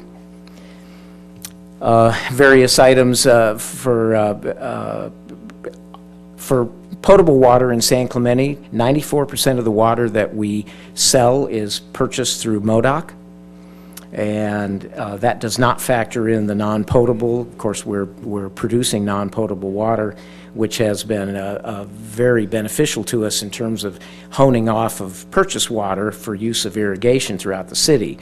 If you talk about inside the home use and in commercial applications, it's all potable water. And we have 2 wells in town. We produce about 6% of our own water, so we're highly dependent on MODOC for that water source. Their increase coming up this coming January is 3.9%, and so potable water represents over 40% of our cost structure. And so our increase is pretty much in line with theirs in terms of the recommendation. In addition to that, we have the other variable costs that we are really not completely in control of, gasoline, electricity, utilities. We've, of course, seen some increase in salary and benefits here. Over 3 years ago when there were no increases and a union contract about 2 years ago put in place modest increases for employees that are involved in the utilities, 2.75%. In return, they also began to absorb a portion of their retirement costs, so it sounds significant to give a 2.75% increase, but recognizing that the employees then contributed another 1% of their retirement. So that the net effect when you look at the budget is the budget went up 2.75%. But there is some cost sharing that's going on there. As always, infrastructure is a significant cost to maintain our system here, and there's more than $200 million worth of assets in the ground. Those all have to be maintained regardless of the amount of consumption that goes on. So they're pretty close to fixed costs if you look at the cost of maintaining water lines, reservoirs, pump stations, those types of assets. This is a representation of the impact of an increase on a single-family home that uses 12 units of water, which is the average here in town for winter. And you can see that a $55 bill goes up to $57 and some change. The commercial assumption is based on 40 units, which is the average commercial consumption. And so you can, this is just an example of what the impact of those increases are. Lastly is a comparative rate for our utility bill. This is combined water and sewer. And it looks at neighboring agencies. We picked those agencies because they cover most of the cities north of us within about a 15-mile radius. Also picks up Oceanside. It's our closest neighbor to the south. And this hasn't changed over the years, interestingly. We tend to be about in the middle of the pack. Not that that's right or wrong, it's just that in a perspective, if you go back 3 years, 5 years, with all of what's going on in terms of the increased costs of providing water, we tend to remain about in the middle of these 8 agencies that we compare ourselves to. So it's just a good data point. It doesn't mean much more probably than that. And with that, I welcome any questions. Questions for Mr. Rendine? Kathy, any questions? I got a question, and maybe Mr. Riebensdorf will answer this one. I recall our wells supplying 10% and then 8% and now down to 6%. Do I remember that correctly? Dave? It's always been around that 6 to 8%, somewhere in that range. One of the challenges that we found is there was an old report that said our aquifer could sustain up to 1,100 acre-feet per year of supply, and what we found is it's closer to 500 to 600 acre-feet per year. So what we're finding is the more water we pump, we see degradation in our water quality, so we've slowed that down to keep a balance in the aquifer. So you're pumping 500 acre-feet a year? This year will be close to 500 acre-feet, yes. And we think that's going to be, sustain the aquifer, and will be? It appears to for now. Okay. Yes. All right. Thank you.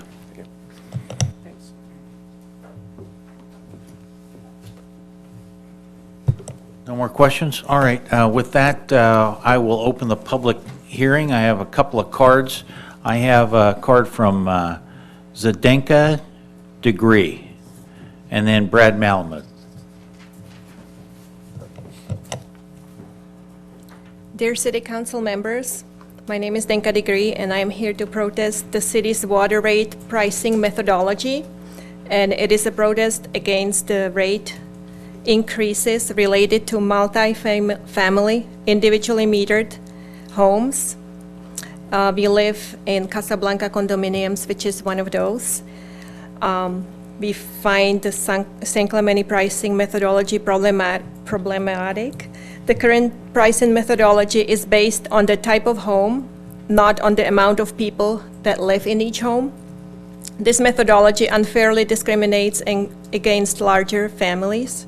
In our home live 2 parents and 5 of our 7 children. And to treat our family the same as other typical families is unjust.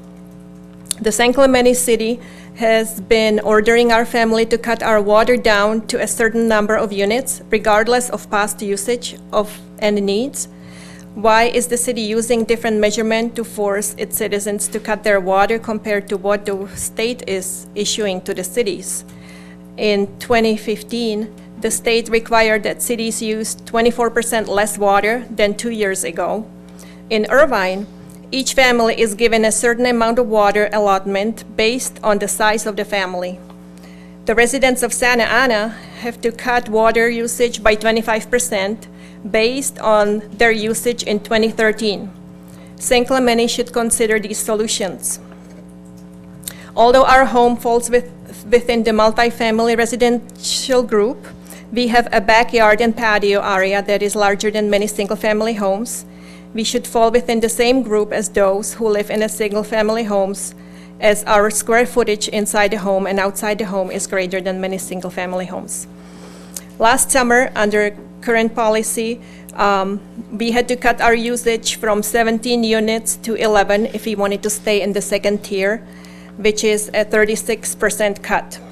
In our home live 7 people, sometimes 9 when the kids come back.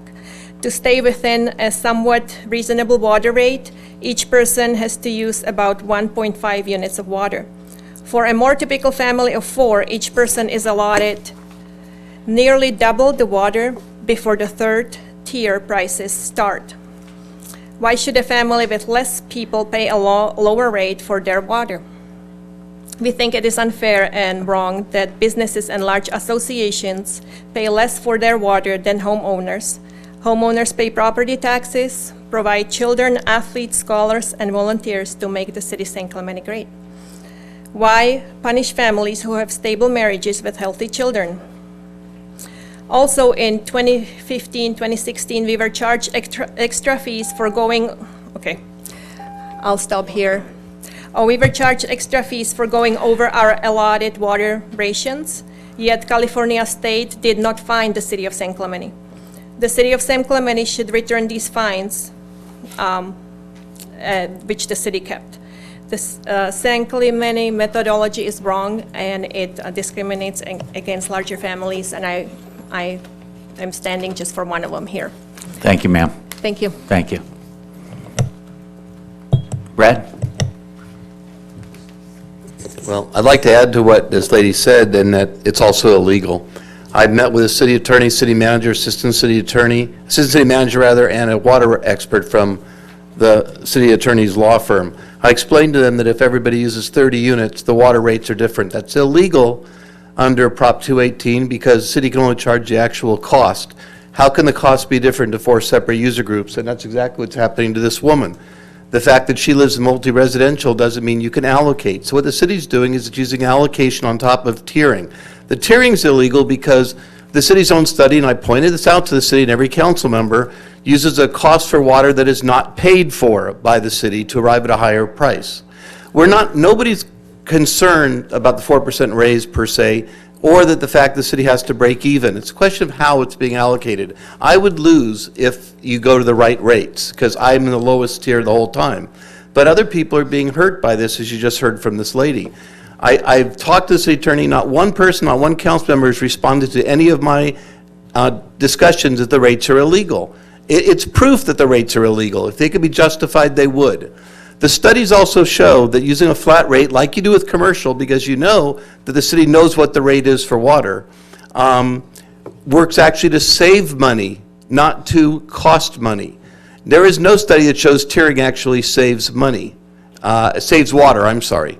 When you use a flat rate, which is a little higher than your Tier 1 but lower than Tier 2 and 3, everybody tries to save. So why the city promised, which the city promised through one of its members, to restudy before these rates came up. Now we're told it's going to be 9 months off. Okay? Why are we inviting a lawsuit in this city? Because these rates are illegal. And I defy the city manager or the city attorney to tell me that these rates would qualify under 218, because they don't. The study was done before the San Juan case. You've had over a year, that case came down in April, to fix the rates, and yet all we're doing is increasing them by 4%. I think personally, I know how hard you guys work, but I think you should be ashamed that you haven't made these rates legal, and that there's not a flat rate for everybody, and we stop this allocation so there's winners and losers, small families versus big families, small houses versus large houses. Water costs X number of dollars, just like gasoline per gallon to deliver. And that's why commercial are charged one rate. That's why reclaimed water is one rate. It should be one rate across the board, and people, if you have to, should be limited how much water they could use. But we shouldn't use tiers that are illegal to try to obtain, I'm not sure what you're trying to obtain. And I just ask you to, like you did earlier, maybe Chris had a good idea. Study it, get it done quickly so there isn't a lawsuit against the city. Don't wait 7 months. You've had a year. It should have been done already. I think Chris's idea is the right way to go. Study it, fix it, and get it done right. Thank you. Anybody else want to talk about water rates? Any other? Okay, with that, I'll close the public hearing. And I would like to announce that my office received 10 written protests out of 17,524 active water accounts, which does not represent a majority protest.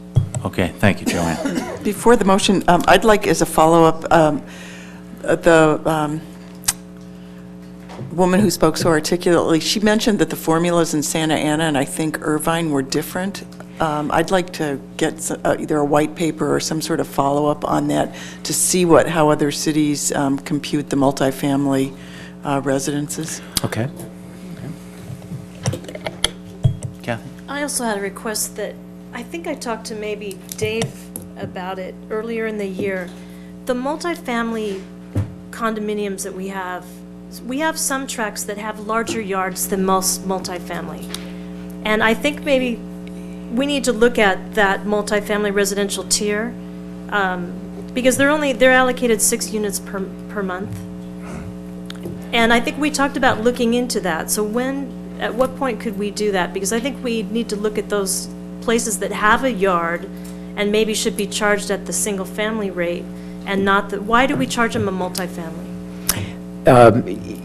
Those are the issues that we're going to attempt to explore during the cost of service study. And I think to the point that one of the speakers just made, it's complicated, not simple.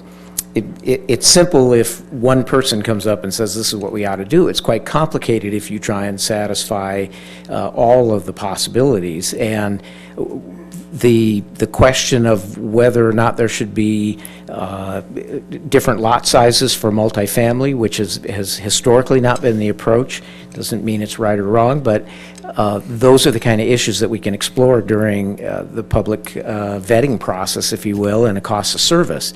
There's a lot of issues like that that could be examined, anything from a flat, uniform water rate to expanding to 6 classifications, by example, for multifamily, to try and accommodate those kind of anomalies that probably impact a small portion of the users, which doesn't diminish the fact that they should be accounted for.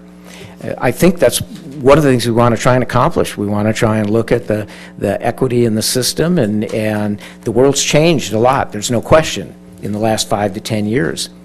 And this is an opportunity for us to really go through those issues and attempt to come out with something that certainly satisfies all the users if possible. Okay, I know we have certain subdivisions that the condominiums do have larger yards, so I think when you do that study, look at what subdivisions have that and study that. Okay, very good. Tom, when will you bringing that back to us? Well, we hope to be here on the first meeting in June, which I think is the 13th, where we'll be making a recommendation to select the consultant to start the study. And we're going to launch it very quickly. The idea is to have, within 6 to 8 weeks, probably the first public workshop, where we can invite people's opinions and you know, their input, and attempt to try and lay out all of the possibilities here, and then with council's direction, examine those and come back with some recommendations. So this should start in June. I think we ought to make it a point to invite to the public workshop all the folks who have registered complaints with the city, and also those who have been part of the public comment tonight. They should be notified and included. Second question I have is actually for the city attorney. Just if you wouldn't mind commenting on the, you know, Mr. Malamud's conversations. And we've discussed this before in different forms or fashions, but if you just couldn't, just for the record, just tell us a little bit about the proposal that tiering is not, you know, that the tiering is not legal in the way that we're running our rates. Yeah, well, thanks a lot, and we've appreciated Mr. Malamud's input and his lens, so to speak, to look at this. Of course, that will go into account as you look at this. Your fee schedule predates the decision in the San Juan Capistrano case, yet we think it's compliant. The new fee schedule will track the analytical framework that case gave us, so it will be recast and reanalyzed pursuant to that lens. There's no doubt about that. We don't think, however, that case prohibits tiered rate structures. Article 10 of the California Constitution, which that court did not care to recognize, gives cities specific authority to allocate resources using rate setting. Even without that authority, we think that your rate structure, as we looked at it with you last year, anticipates that each gallon of water doesn't cost the same amount, that water delivered, infrastructure delivered at peaks costs more than off-peak. And so it's rational and legal to have a tiered rate structure, not only for the purposes of conserving water, but for assigning a higher cost to peak as opposed to non-peak use. Tom's mentioned the option, and so did Mr. Malamud, of looking at taking a closer look at each occupant of each residence, whether they be multifamily or single family, and having budget-based rates as they do in other jurisdictions in the county. That will be an option before you. The cost of implementing that and maintaining it is very expensive, and it can have a diminishing returns effect on a jurisdiction this small. But that is good input that, of course, we'll bring back to you as you look at alternatives going into the next study and the next cycle of rate setting.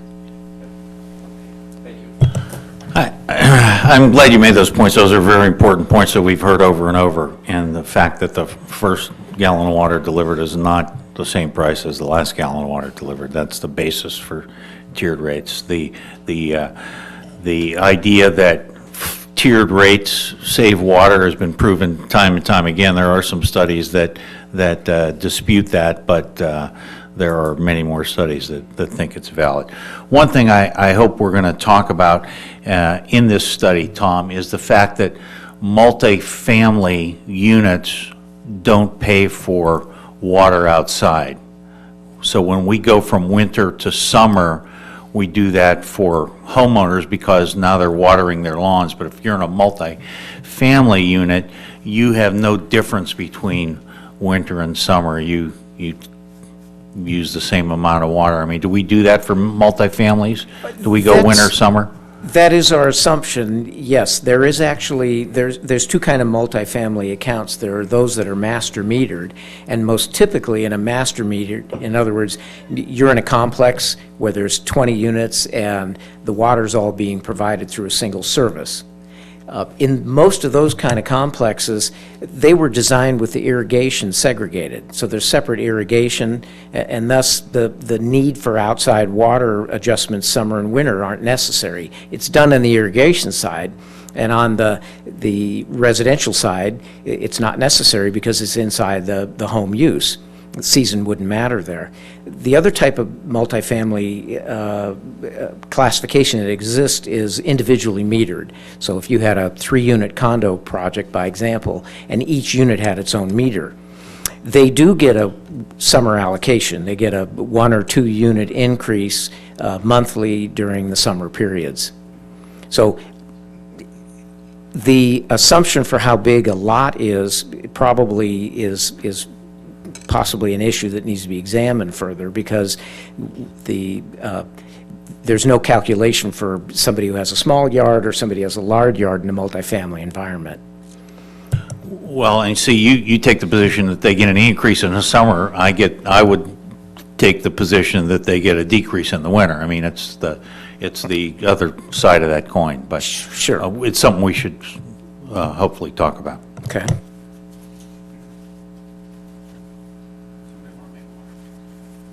I'll move it. I move that we introduce ordinance number 1626, entitled an ordinance of the City Council of the City of San Clemente, California, amending section 13-04-220, subsections A, B, and C of the San Clemente Municipal Code relating to water rates, and look forward to the cost of services study. A second. Motion by Brown, second by Donchak. All in favor? Aye. Any opposed? Passed unanimously. Thank you very much, Tom. Thank you. And we're going to take about a 10-minute break here. We'll be back at, we're going to take a 12-minute break. We'll be back at 10 minutes to 8.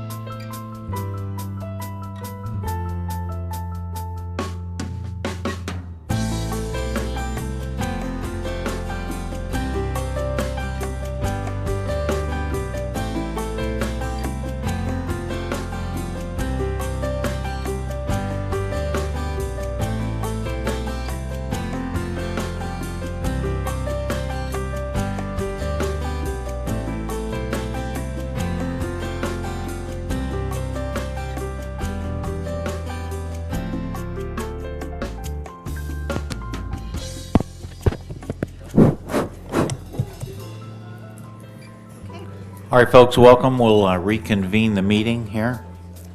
Okay. Moving on. The next item is a report from the Assistant City Manager concerning the possibility of adding a measure to the general municipal election ballot of November 8, 2016, relative to changing the city clerk and city treasurer from elected to appointive positions. Eric Sund, Assistant City Manager. So this is something that the council has deliberated on a few times and given staff direction. So tonight, to be short and succinct, you really have, a choice to make whether you want to combine the question into a compound question, or the question being, do you want an appointed city clerk and an appointed city treasurer, or do you want to ask on the ballot separate questions? As noted in the staff report, there is a budget of about $74,000 in the city clerk. Each ballot line item is about $8,500. If you combine, you save $8,500, or if you break it out, there is an attached draft ordinance that has the wording that the city attorney drafted up that we also seek your input on. And so with that, I'll be short and kind of defer back to the city council on direction. I have a couple of questions. Could you remind us what percentage of the ballot measure would need to pass by? Is it a majority or a supermajority? This one, I'm going to look at the city attorney and the city clerk. I believe it's simple. It is a majority. A simple majority. 50% plus one. Okay. And then, so I did some research at the city clerk's website, and I learned that of the 478 incorporated cities in California, 154, only 154, elect rather than appoint their city clerk. Okay. And then in our county, we are among 5 cities. Huntington Beach, Laguna Beach, Placentia, Orange, and San Clemente are the only cities in Orange County that do this. And so the reason I bring it up is for 2 reasons. I'd like to put into the ballot measure some sort of language like either consistent with the majority of cities in Orange County or consistent with the majority of cities in the state of California in the language, so that the voter understands that we're kind of bringing ourselves into line with the common industry practice. And then my other question is, I couldn't find that same data for treasurers. The city clerk's is like, bam, you can get it. Treasurer's less transparent. Very much so, very much so. And most cities that I know of have an appointed city treasurer. Yeah, I'm not prepared to say what kind of the statewide trends are on that. But I would like language in there that lets the voter know we're basically trying to bring ourselves in line with what the industry standards are for the state. Well, isn't that part of the ballot argument, though? Not part of the I ballot don't measure? know. Yeah. I leave that to the lawyers. Yeah, It's there's just the- the We were point is, talking, we're it could not. be in that and in the recitals. We were just talking, the question has to just be the yes or no, but Yeah. we could put that in the recitals. Okay. in the Well, and also in the ordinance. Yeah. Yeah. Yeah, absolutely. We have any cards? Anybody have any, We have any cards on this? we do not. Okay. Anybody have any druthers one way or the other? Yeah, I'm going to take a slightly different approach to this and ask that we table this discussion until after the first of the year, and then we can have a nice open discussion on this. I'm just not going to support it this time. I thought about doing that also only because we have the ballot measure already of increasing our sales tax. And I wanted to know what anyone thought about whether we're asking a little too much, where people won't be paying attention to this treasurer or city clerk because they're looking at the sales tax or vice versa. I think one of the benefits of having it, though, in November is that it's with a presidential election, so you'll have a turnout that may be more representative of the San Clemente city in a whole. Okay, the other point I would like to ask council their opinion on is, right now, the city clerk and the city treasurer aren't really under the city manager, and they kind of are, we are over them. So is there any? No, we aren't over them. I thought we were. Nope, they're elected. Okay, but you basically, help us, but you're not over, the city manager's not over you. Well, correct? let's clarify an unusual nuance with the city clerk. The city treasurer is an elected position who reports to the citizens of San Clemente, if you will. The city clerk also is an elected and reports to the citizens. However, in the city clerk's case, it is just a title relative to the responsibilities surrounding city council, and you may correct me if I'm wrong. That's what I mean. Joanne also has a title that is under the city manager's purview as a city employee as well. Nice. Talk about that for just a minute. Would you, Joanne? All right, I am both the elected city clerk, and in my capacity as city clerk, which the government code specifies in different areas what the city clerk does, I'm responsible directly to the electorate. But I am also the city's legislative administrator. I supervise the staff. I'm here all the time. There's other things that I do. And in that aspect of my position, I report to the city manager. And then how often in San Clemente city history have those responsibilities ever been divided? Or has there been a city clerk that functioned independent of that administrative function? I don't think it's ever happened. You know, I want to share, I had a conversation with someone in Placentia today, and, you know, they've recently had that unfortunate financial inconsistency, and they have an elected, history of elected treasurers, and one or possibly two of the seated council members formerly were elected treasurers, and it's created a lot of tension in the city in terms of, you know, what were they doing in those elected positions. So, you know, is it a cautionary tale? I don't know if it is or not, but I think the spirit of this, which is, it's a very specialized job running a city, and it's a very specialized job doing what Joanne does, that it would be nice to make sure those positions are appointed rather than elected, so that the full job descriptions are vetted.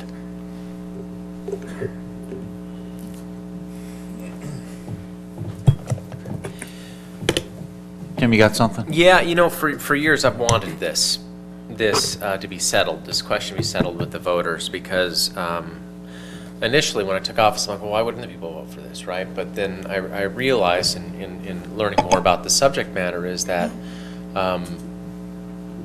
that the potential, it's worked well in our past. It seems like we've very lucky. We've been lucky. We've been able to manage that very well.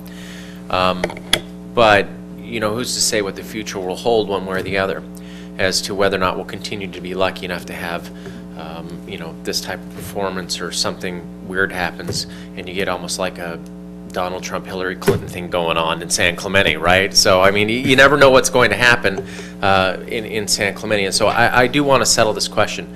My only concern with the timing of this in the November 8th election is that it happens to coincide with what I believe to be a pretty highly charged political climate on a series of fronts.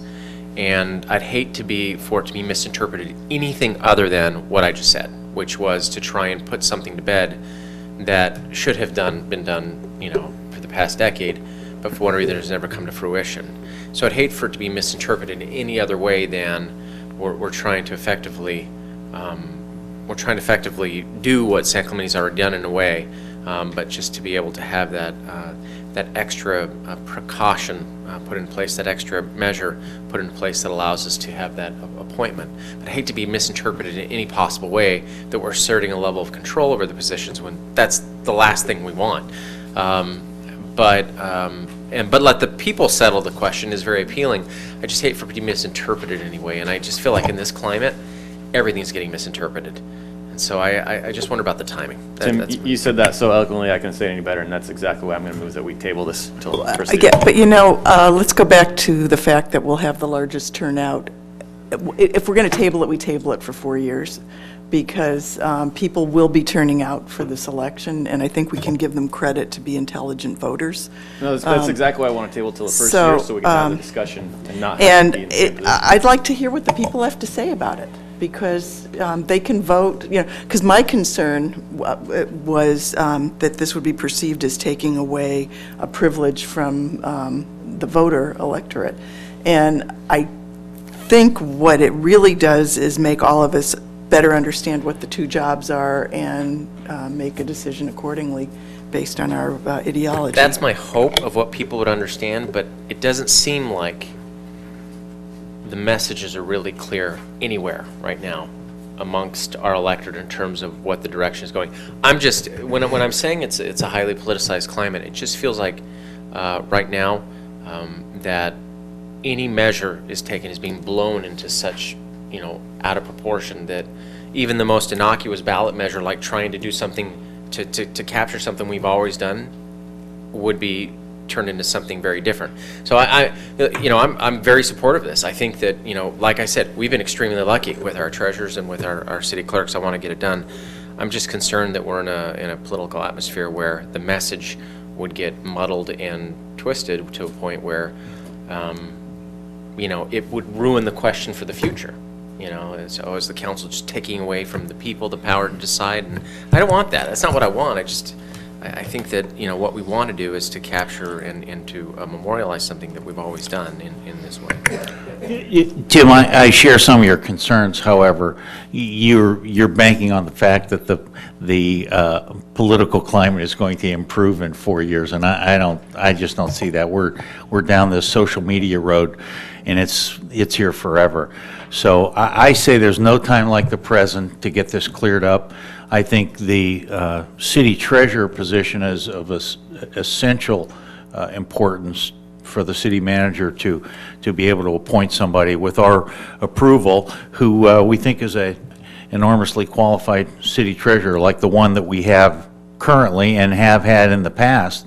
Our city treasurers have been extremely competent and helpful. So I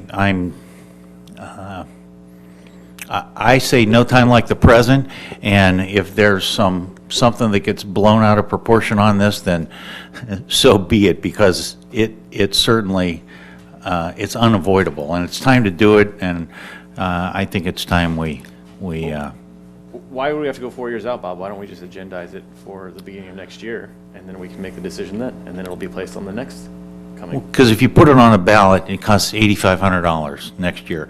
If you put it on a ballot in a year, it costs $185,000. So why don't we put on the ballot for the following year? Then we don't have as big a voter turnout because it's not a presidential election. It's a presidential election year. It's the largest voter turnout. It's the time to let the people speak on it. The folks will be informed about this. It's a good thing to do, and the voters of San Clemente will see that. I still think we should postpone this discussion until after the first year.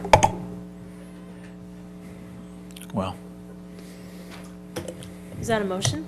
Well, let's talk about the 1 versus 2. Are we doing the compound ballot idea or the individual ballot idea? So I can make a motion that includes I move that we table this discussion to compound both these together till the first of the next year to be placed on the following ballot, which would be 2018. I would second that.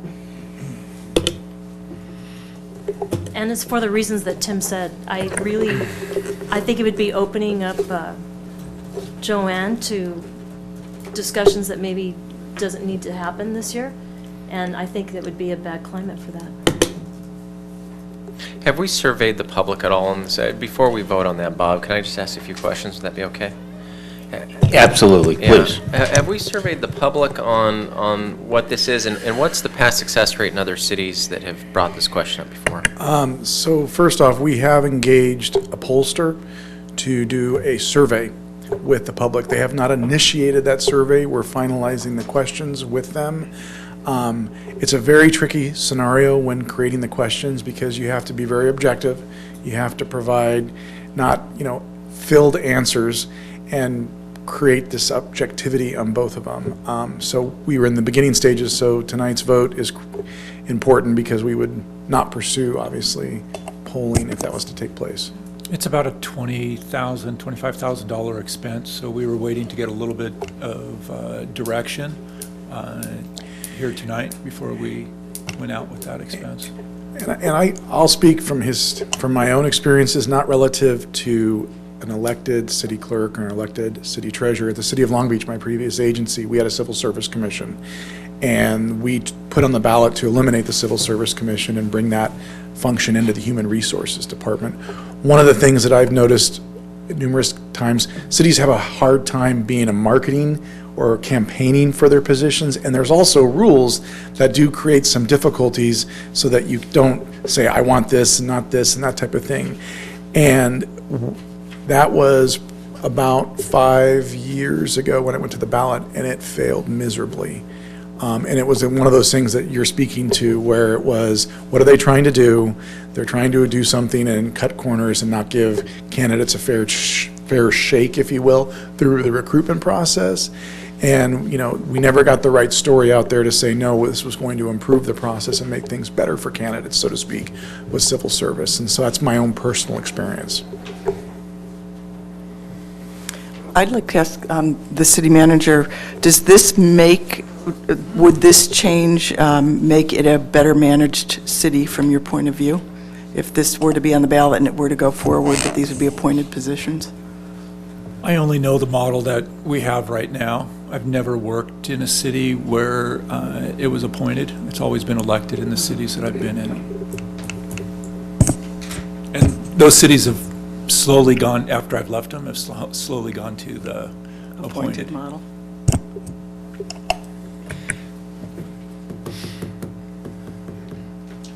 Well, is there any appetite for having this poll, and then the results of that will tell us whether to put it on the ballot or not? Is there any appetite for that? I think that's a good compromise.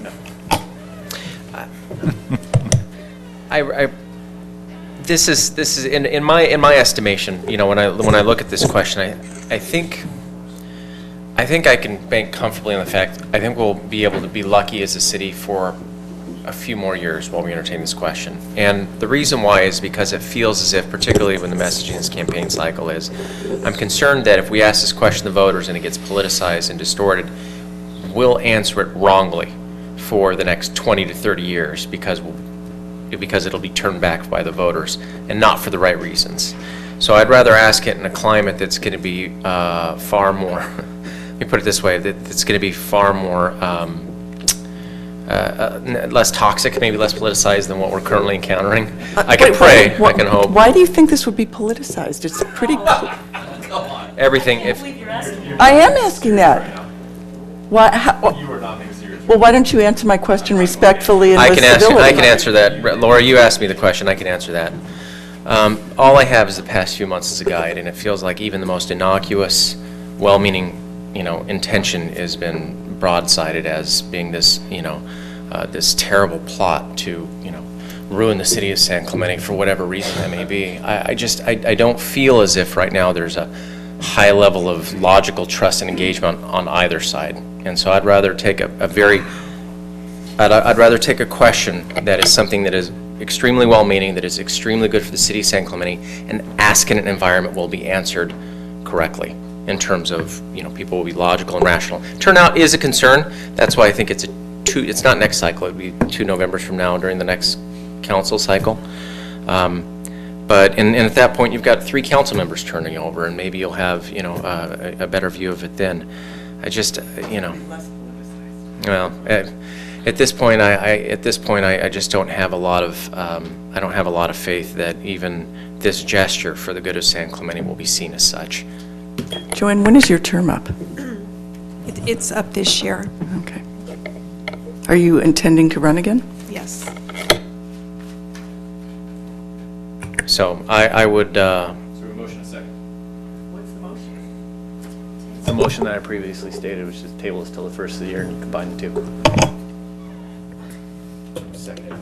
And I think they should be combined also because the, in section 2, the verbiage for it is less confusing to people when it talks about taking out the city attorney and the city treasurer at the same time instead of separately. So I think combining is less confusing that way, but. In my estimation, this is a very. I just think the timing is not great, so I'd rather push it out to the end of the year. So, Bob, if you want to call for the vote, I'd support. Okay, Councilmember Ham's made a motion. It got seconded by Councilmember Ward to table this till after the first of the year. All in favor? Aye. Any opposed? I'm opposed. 2 noes, Baker and Donchak.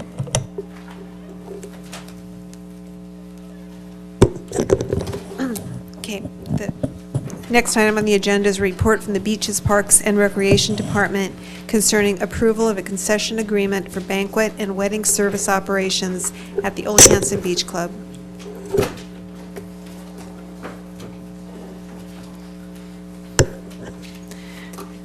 Thank you. So we have gone out to do a formal request for proposal process for potential operators for the Ole Hanson Beach Club. And so we had 40 potential operators, and what we did is we looked to see what operators did we have in San Clemente and in the near vicinity. We also sent it out to the restaurants that were here in San Clemente. We also posted the RFP on the city's website, and we noticed the public in the San Clemente Sun-Post News 2 times December and in January. We received 7 proposals, and 4 out of the 7 firms were selected for formal interviews, and city staff conducted site visits at the venues operated by the 2 finalists.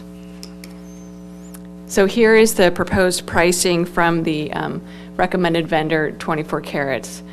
So the peak season would be Monday through Thursday, $3,000 in 2016, going to $3,500 to 2017. And as you can see, the pricing here, it's very similar to what we were offering to the public when the city was operating the beach club. And then the other thing is to note is that the residents of San Clemente would be offered a $500 discount. So that way they would be able to have a benefit for being here, being San Clemente residents. Proposed financials. So this is something that we did review very thoroughly. And so in the beginning, the first 2 years would be $15,000 per month and going up to $25,000 per month. This is a slow incremental process, understanding that it will take a while to be able to get to the capacity that it could be. In addition to the base rent, they are offering a 5% of food and beverage sales, less the service charge and taxes. And so they do have a wide variety of food, and the proposal is in your packet. So there's very wide range of price range as well in there. And then in addition, there would be a 0.5% of annual gross receipts to capital equipment replacement. So that way we can keep the beach club looking and functioning properly in the future. So there's some good qualifications that 24 Carats has. They have 12 years of full service catering and events. And we did, as I mentioned, we did look at one of their venues, and we did see the preparations for a wedding when we were there. We were very impressed with it. They have similar experience operating 3 venues in this area. And they have a creative and unique marketing plan. And they are planning on being at the beach club 7 days a week with on-site personnel. So they will have an office on-site, and that way they are there to be able to answer questions, give the tours, so that wouldn't be on city staff, that would be on their staff. And then initial capital investment of about $15,000. So we wanted to let you know what we were thinking for the beach club operation hours. So this would be for the recreation side of it, and that would be a Monday, Wednesday, Friday, 8 to 1, Tuesday, Thursday, 12 to 5, and then Saturday and Sunday morning, 8 a.m. until noon. We wanted to look at what is the beach club doing, and also what would the aquatic center doing. So I want to show you what we are proposing for the aquatic center, and this is a slightly differentiation from what we are currently doing. And that would be Monday through Thursday, 5:30 to 8, which is what we currently have. This is the differentiation here, is on Friday, 12 p.m. to 6 p.m. during the school year, understanding that at the beach club that would be open on Friday mornings. In the summer, because that is when we have the highest activity at the aquatic center, camps and activities like that they would be going from 8 a.m. to 6 p.m. And then on Saturday and Sunday, noon to 4. So currently on Sundays, those are the hours at the aquatic center. And then this would be, on Saturday, that would be adjusting them and starting at noon instead of at 9 a.m. And the programming then would be offered over at the Beach Club. So really looking at, this is the first time the city has had 2 aquatic centers operating at the same time. So we really want to be able to see what is the capacity, what is really needed in the public. And so those are the basic information on the 24 carats and what are, I see a question, yes. Can I just ask a quick question Sure. on the aquatics part of it? Yes. This Friday from 12 to 6 p.m., that is a change from the past beach club operation. This is a differentiation from the way we operated at the Beach Club and also the way that we've operated the Aquatic Center. And so we're looking at what type of programming would we have, and we're looking to make sure that we have a good balance. So we want to be able to offer all the things that we have been offering, but also looking what are some of the other opportunities that we might be able to add. You done? Okay, we're still going to talk about the aquatics part, though. We're not okaying that tonight. We're only okaying the contract for this, but it does have It goes something to do together, with it. though. It goes together. So when you're looking at, let's go back. When you're looking at the Beach Club, by having the hours end at the aquatics portion at noon on Saturdays and Sundays, that enables a wedding or a special event to occur afterwards. And so really looking at all these things, it's really looking at what is the best benefit for the public, but also making sure that our new operator would be able to be successful. It's very difficult to have something like a wedding happening at the same time that you have the aquatics going on. The aquatics is very loud and That part I boisterous, and understand. so. It's the Tuesday, Thursday I don't understand. So 12 to 5. We were instead of looking the at this, morning. yeah, so we were looking at this of what do we currently have and how can we offer this? And so looking at what we're offering at the Aquatic Center and looking here. And if we were only offering it in the morning at the Beach Club, then we're really missing those afternoon sessions when we're a little bit tighter at the Aquatic Center. So we're thinking if we do that 2 days a week, then we can really be able to offer the best of both worlds at both centers. Okay, well, we'll talk about that. I also have here, we do have the operators from 24 Carats that are also able to answer questions that you might have. I do have a staff recommendation too that I probably should make sure that we get through as well. Is that the staff recommends that the City Council approve and authorize the mayor to execute the agreement between 24 Carats LLC and the City of San Clemente for banquet and wedding service operations at the Ole Hanson Beach Club. With that, I'm happy to answer any questions that you may have, and as I said, the operator is here. Okay, so to be clear, you're going to operate the swimming portion of this. Correct. 24 Carats is going to operate the rest of the building. But Correct. they're going to have somebody there, how many hours a day? It depends. So whether they're thinking of business hours, normal business hours, Monday through Friday. So the Tuesdays and Thursdays, we spoke about this, is that when the Aquatic Center's not open, they would have appointments available to be able to show the upstairs. Okay, and where are the weddings going to take place? Will they take place on the lawn, on the deck, all the above?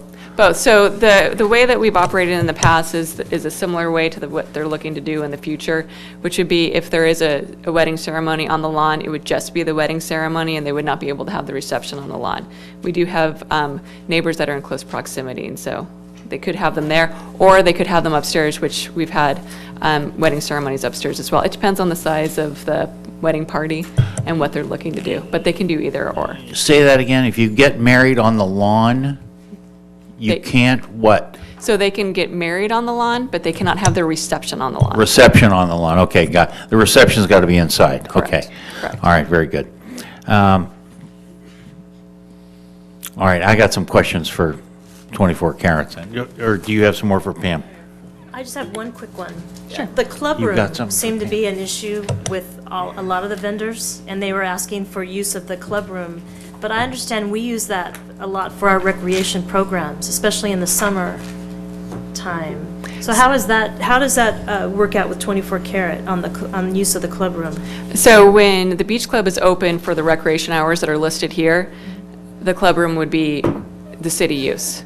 When it is not being used by the city, which would be the nighttime hours mostly, it would be able to be used by 24 Carats. So they could use that room for, let's say, a setup to be able to do things. There's also 2 rooms in that club room that are, their offices in there, as well as the bridal suite. And so they're able to access those when we have programming going on as well. So that room can still be used by recreation though during the day, during the hours that are up there. Okay, so primarily the club room was being used for setup? Is No, that no, why they so wanted for them, yes, but for us, it would be used for programming.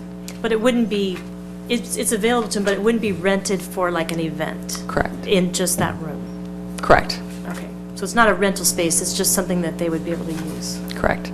And you've determined that's not going to impede on any of our recreation programs? It will not. So I've got a couple questions, and where I'm coming from is trying to balance community benefit with dollar optimization, so that's kind of what I'm wrestling with in my mind. Your major agreement terms is an initial term of 10 years. Is there any flexibility from the vendor side to make that more like an initial term of 3 years? And I'll tell you why.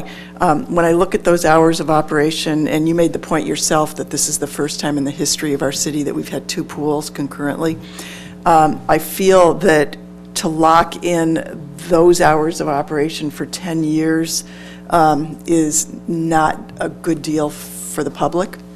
And I'd want to be able to come back. What if we find out that, in July and August, being in that pool on a weekend afternoon is, very important to our community?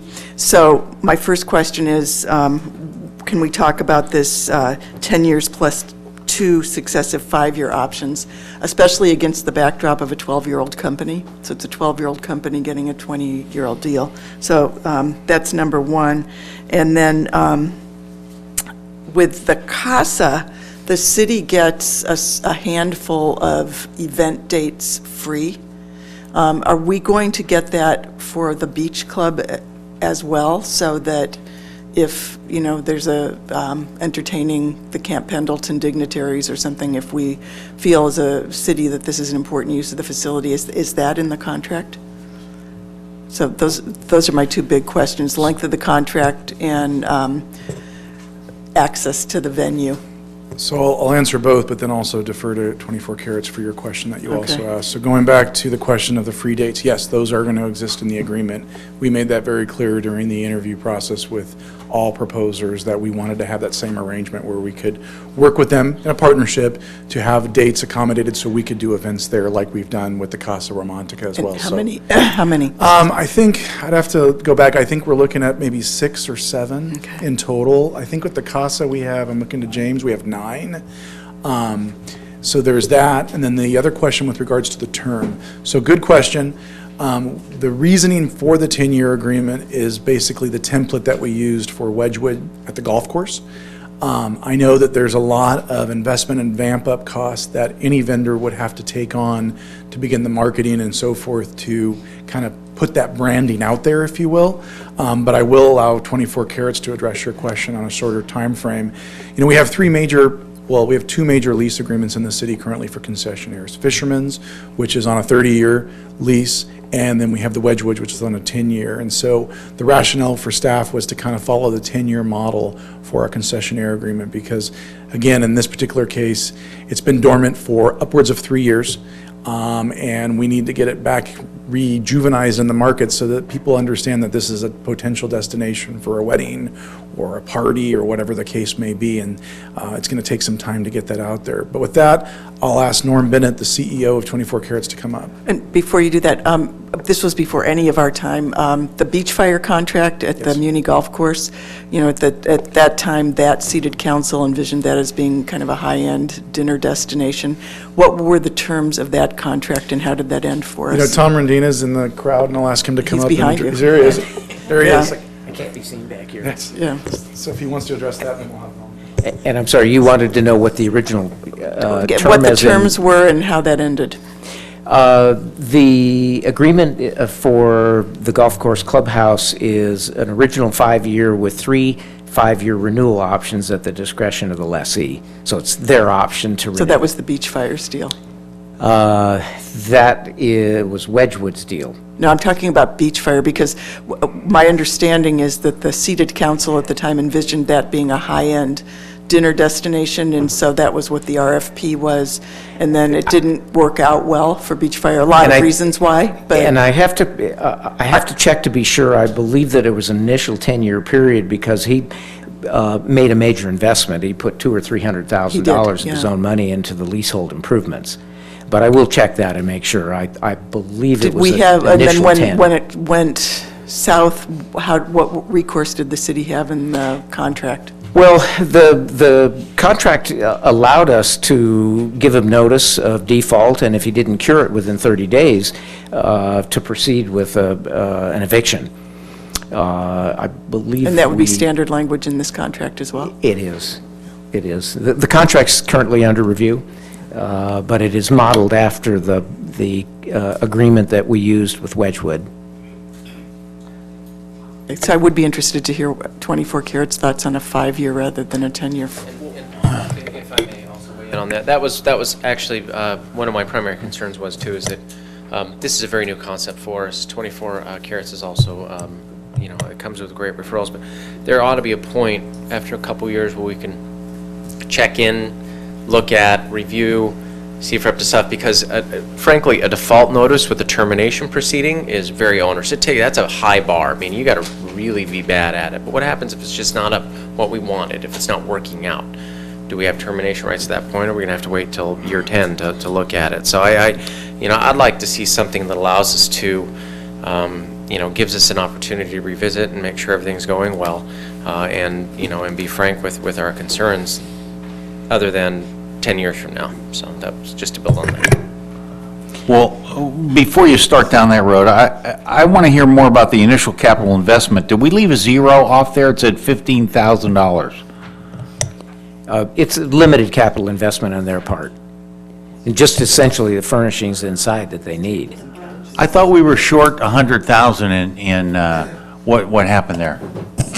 When we were talking to an original provider at one time, their offer was $100,000 in improvements, but that was before we did the RFP process, and that wasn't part of the RFP proposal that they came back with. So, first off. But James, I thought the building needed $100,000 in furnishings and equipment to get it up and running. I thought that was. So originally, yes, the FF&Es were not included in the original CIP project for Ole Hanson. Furnishings, fixtures, furnishings, and equipment, sorry. And so in the budget process for 2016, we actually brought a decision package forward to the council for about $100,000 to cover all of those critical components, such as warming ovens, such as, you know, office furniture for BPR staff to sit at the front desk. So it was a kind of a plethora of different things. That's still in the budget. We haven't purchased it yet because we're not at that point to buy that stuff since the project is still concluding. What 24 Carats has proposed is basically all of the cost relative to the venue event. So your banquet tables, your chairs, your other related stuff. We still have a budget included in 2016 that we would deal with, you know, the equipment for the kitchen per se, which is, it's not a commercial kitchen, it's a kind of a staging kitchen, so it would be a couple of warmers. There's potentially, I think, a washer and dryer that are in there for the aquatic staff, and then again, furniture. So those are budgeted. 24 Carats cost about $15,000, just means we won't have to spend $15,000 on the rental tables, et cetera.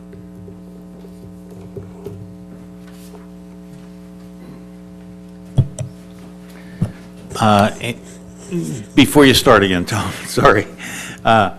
Initial term of 10 years and successive 5-year options at whose option? At the lessee's option. So if the lessee operates for 10 years and then after that says, I want 5 more years, we give it to him? Correct. Okay. All right. Thank you. I just wanted to take an opportunity to put a little bit more clarity about the current proposed agreement that talks about exclusive and non-exclusive use. The upstairs is being granted as exclusive use to the concessionaire. The downstairs, there are 2 offices. There's an office and a bridal suite that are exclusive use for the concessionaire.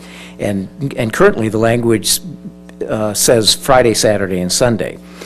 Non-exclusive use are all the other areas in the beach club, so I'm sorry, forgive me, the bonus room, the club room, is a non-exclusive use. And there's no specific times put on that. So whether we propose today to potentially use it from noon to 5 p.m. and changed our minds in a year to use it from 10 to 5 p.m., that's not really called out. That area is non-exclusive use for the concessionaire. So they don't really have the right of first refusal to say, no, we want it, Tuesday night it's ours. During the weekdays, they don't have an exclusive use of the property. Theoretically, will collaborate. If they have an event and the city has no event for that night, then they would have the first right of refusal. So I just thought that was maybe important to help clarify that there's a lot of flexibility in the weekday hours at this point, the way the agreement is proposed. With that, I'll introduce 24 Carats, unless you have questions. Please, I know, we'd love to hear, because I'm dying to know how you came up with the 24 Carats name. I'm dying to hear that. It's pure gold. My wife. Pure gold, I like it, okay. But it's spelt like the vegetable your mother made you eat. Anyway, this is Lynn Rennick as well. She's our director of venues, and she helped put a lot of this information together, so she may be answering a couple of these questions with me. Well, first off, let me start and say we're happy to have you. We're glad you're here. We want to do what we can to help you be successful, but we have been burned, I guess would be the proper term, recently. So we're a little sensitive about it, so don't take that any other way than we've seen that in the recent past. So that's why we're talking about all these things that we're talking about here. But we do want to we want you to come and we want you to be successful. So, you know, with that, who's got some questions? Please. Well, I have the least question, but before that one, you currently are a preferred vendor at the CASA, correct? So how does that work where you would have commitments at that venue? We don't have any commitments there. So it would be a bride would have 5 vendors to pick from, and she would call you and say... Yes, so we're one of 3 on Casa Romantica's list, but 24 Carats' capabilities as a company can do multiple weddings on one day. So it's not if we have a wedding at Casa Romantica, we cannot accommodate a bride at the Ole Hanson Beach Club as well. So the CASA does the marketing and gives the choice of the caterers? Yes. But in this case, you do the marketing? Exactly. Yeah, okay. Oh, and then I did want to know about the length of the lease, if there's any flexibility on that, or if you have any ideas, understanding our concern. You know, it's starting up a venue like this, even though the $15,000, we wish there was another zero at the end of that, there is a lot of costs and time and energy involved in that. A lot of times FF&Es, just like TIs, are kind of taken up with free rent. And so we wanted to put money into it gradually over the first year, so there's not really that much allocation in the rent to offset some of the projects that we know that we're going to have to do. Also, in most of our venues, we don't really start to see return on our investment until year 3, year 4 sometimes. And so the 10-year term is, we think it's pretty fair. I don't understand that. So we're doing the 100,000 in the FF&Es. What's your capital investment? It's $7,800, and then maybe I'm misunderstanding. Yeah, the $15,000, I think that is getting a little bit misconstrued. That is just for the physical pieces of tables, chairs, those sort of elements. The money that we're putting in for marketing, collateral, staff training, there's a lot of other dollars that are going in that aren't necessarily something that we listed out specifically in terms of something that we're purchasing for the space. And that is a lot in value in terms of, community events that we will welcome the community to come and see the space in an event that we'll show for that, industry parties, different marketing, advertising, all those dollars definitely add up more quickly than just that $15,000. And I would add that you know, the venue's not probably going to see a wedding for 6, 7, 8 months. There's going to be a real ramp up. We're not going to be walking in the door in August or September. We've been marketing it for almost 80 years. People know about it. It's not an unknown They will, quantity. but brides like to plan their That's weddings. true. I agree with that.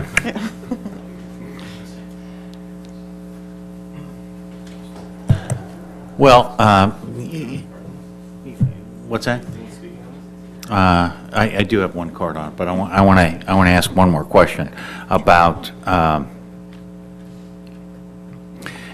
tell me some of the venues you have now and some of the things you do at your current venues.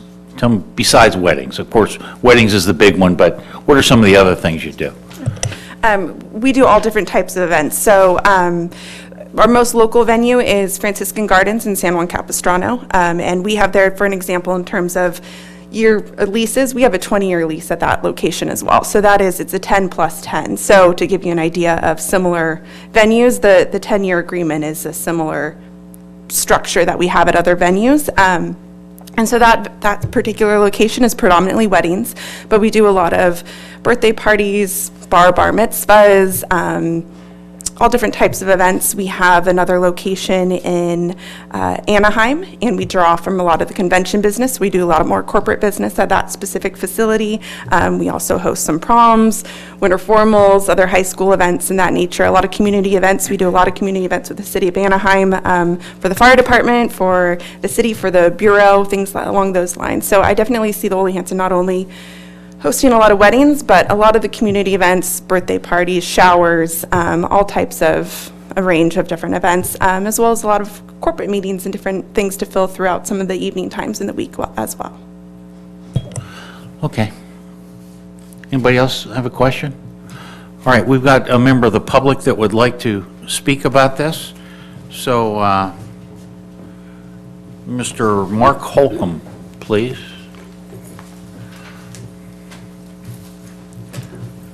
Hello, good evening, City Council and Mayor. So, got some notes here. So, I want to introduce myself. My name is Mark Holcomb. I'm the owner of Taste Catering. I'm located in Lake Forest, and we had the pleasure of getting a chance to respond to an RFP. It's my first one. I actually learned a lot through the process, and the community and Pam's been gracious throughout the time. I kind of want to just bring up something, and this is my first time doing this, but it's just something to me that is, I've kind of asked or suggested, and to me it would be kind of something apparent, is it's a long time, 10 years is a long time. Ole Hanson is a wonderful historical venue that has a lot of significance to the community in here, and I think brides are going to be wanting to be there as soon as they can. It's just got a lot of history to it, and so it's kind of very special. The thing I kind of just want to ask really, and I know there's a lot of due diligence and a lot of time and thing, is has anyone from the, and I'm 24 Carats is known in the community, but has anyone, compared and tasted the food from the different people that are, myself included? I'd be glad to have a one-on-one with, a chance to taste our food, and then wanted to visit the facility itself. In other words, to walk the property. I understand that was done. But what I would kind of challenge or say is that I know our facility is closer, and at the same time, we also own the building, which gives us a little more opportunity to basically say, okay, for 10 or 20 years, we actually, can satisfy that lease. So there's a couple things that it's a big decision. We want to throw our name in the hat, but at the same time, too, is I would kind of just, not to second guess anything here, but at the same time, these are questions that I would want to kind of propose that might be asked, and that's kind of it for me. So thank you. Okay, thanks, Mr. Holcomb. And yeah, on that note, we're confident that Eric and Pam did a lot of homework on this and did all the things you're talking about. So Eric, maybe you'll run through a little bit of that. Yeah, so very briefly, so an RFP, unlike a bid, evaluates proposals on multiple criteria, not just cost, but performance, expertise in the field, et cetera.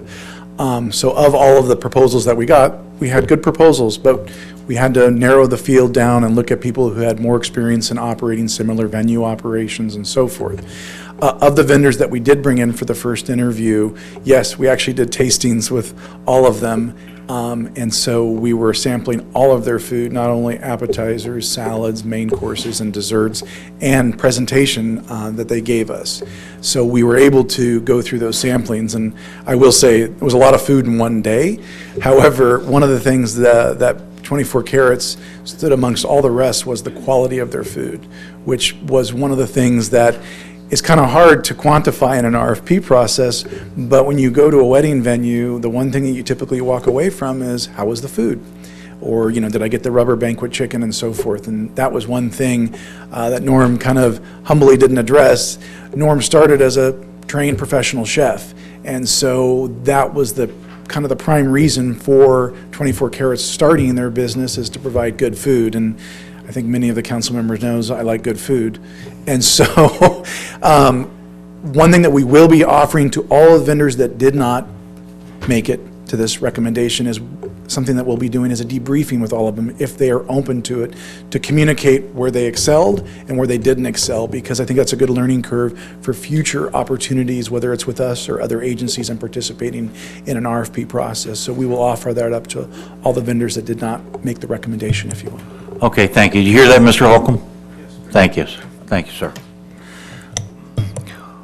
Well, for me, I got to tell you, this, I guess the only thing we're discussing here is the lease term. Is that where we're I want not? to talk about the hours, too. You want to talk about the hours? Go. Pam, can you come back up? One of the things that we promised at this beach club venue was that we were going to return the pool classes, and those were always in the morning time. And those people went over 20 years to these classes, and they've been waiting for them to come back. So I have concerns about, and I understand Pam said it had to do with programming at the other beach club, but I have concerns with Tuesday and Thursday being moved from 12 to 5. And so I'm going to ask you, are there classes during that time, or are you thinking that's just open swim on Tuesdays and Thursdays? There would be classes. See, I don't think the people that I knew that went to these would go in the afternoon, 12 to 5. I think the classes that you're probably talking about are probably more of the Monday, Wednesday, Friday morning classes, and then still having classes over at the Aquatic Center. So I think it's really looking at that balancing act. The other thing, though, is that we'll be bringing this as part of the budget process, because this is how we budgeted are these hours, and we do have some room here working with our concessionaire on what will work for them and what won't. The morning hours on Tuesdays and Thursdays right now, it's not as if they're going to be having a special event in the morning. And so it's us trying to figure out what can we do budget-wise, being conscientious about it, and really looking at what's the best offering for the public. So I understand your concerns. We're trying to balance all of it at the same time. That's my concern, is there was like a good, at least 40 people that went in first thing in the morning for just 2 classes. And I think it was actually more people than that, but some of us went every day. And I think you're right, because the people that I know that were most inconvenienced, they were all morning swimmers. But if I'm hearing correctly, and if I'm not corrected, this, if it turned out we were going to offer lessons or whatever on Tuesdays and Thursdays in the morning, that could happen, and it doesn't really conflict with what the vendor has in mind. Correct. So this is more of a policy from your area, and it's not at all tied up because we have shared use of the first floor. Correct. That is correct. I We would could like come to do back that as a because recreational we issue. haven't approached all those people that have been waiting for the beach club to open. You might, and you will definitely, they will have an opinion when you do We've been approach them listening. about the hours. Yes. Okay. It'll be Yeah. easier to add. It'll be easier to add hours. Okay, so I just wanted to make sure you're not trying to keep the beach club open Tuesday and Thursday morning so that they can break down Monday, Wednesday, and Friday stuff. No. You know. Okay. It's for just, Monday. as Pam mentioned earlier, it's just uncharted territory to be operating 2 swimming pools in a city of this size. So, I think we have a balancing act of where we need to be and the amenities that we're providing in the services. As long as they can be added, once, we hear from the public, that's fine with me. And that's also true with the afternoons on the weekends? Saturday No. and Sunday? I think that would be much more difficult. Okay. Because those are wedding. Because those are wedding, yeah. Okay. And typically at the beach club, the afternoons on the weekends, there wasn't a lot of activity. And so I think, you know, we really looked at what was the history and then also what have we been doing at the aquatic center. And so it is a balancing act, but I think it would be difficult if we started having our aquatics programming in the afternoons for them to be able to meet their goals. And I don't think it's necessary with us having an aquatic center that is so busy on the weekends and the afternoons in the warmer months. In the cold months, not so busy. We have our diehards though. I think most people want to get their workout in the morning than in the afternoon. So Saturday, Sunday is much better than, you know, wait until the afternoon to go do it. And you'll still have Vista Hermosa to go swim if you want. I guess Mr. Bennett, can we hear from you on this discussion about Council Mayor Pro Tem Ward is concerned about maybe at some point in the future we're going to need Tuesday and Thursday mornings. Does that throw any? It doesn't affect us at all. That doesn't affect you at all. Fine. So you'd be okay with? We're completely okay with that. Okay. Okay.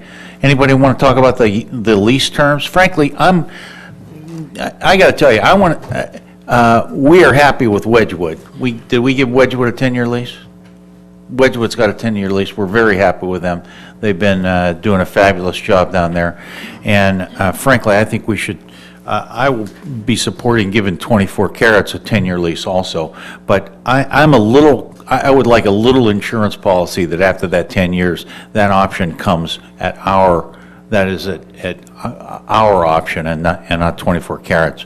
And if we can speak from experience that we've had good operators in town, like the fishermen who've been there, if my watch is correct, it's been forever, and we just gave them a longer lease. So if you're a good operator, we will continue your lease. But for a little bit of an insurance policy, I would like to make that our option.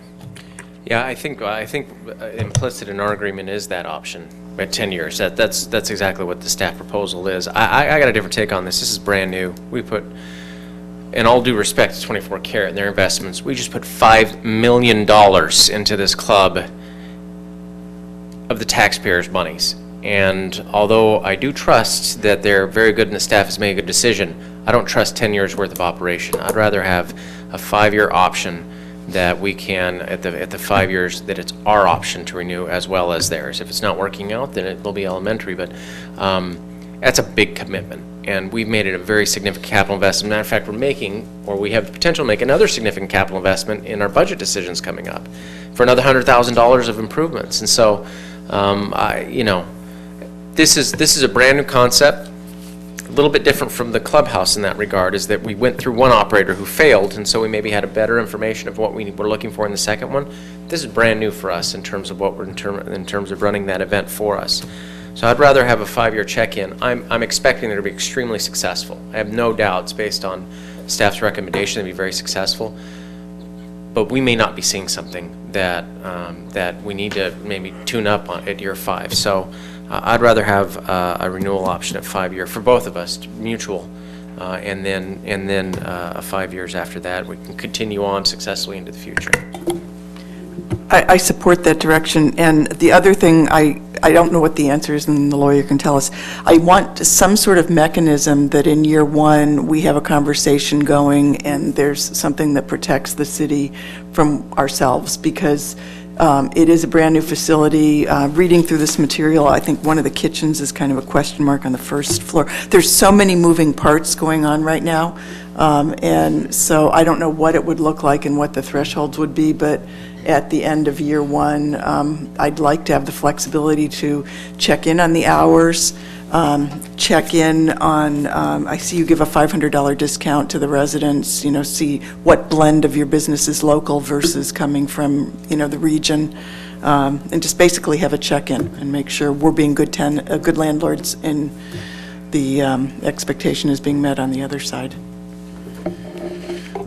So if I hear correctly, after a year of executing the agreement to come back and report on findings with regards to how they're doing. How'd the business work for them? Understood. How did it work with having kids in the pool, parking, everything? Just for a point of clarification, knowing that it's going to be, 6 to 7 months before we start seeing potential operators, would the council be agreeable to like an 18-month or a 24-month check-in? I'd say you'd want to do it in the fall following next summer, which gives them an opportunity to book that next summer. So maybe in the fall of what 2017? Okay. Yeah.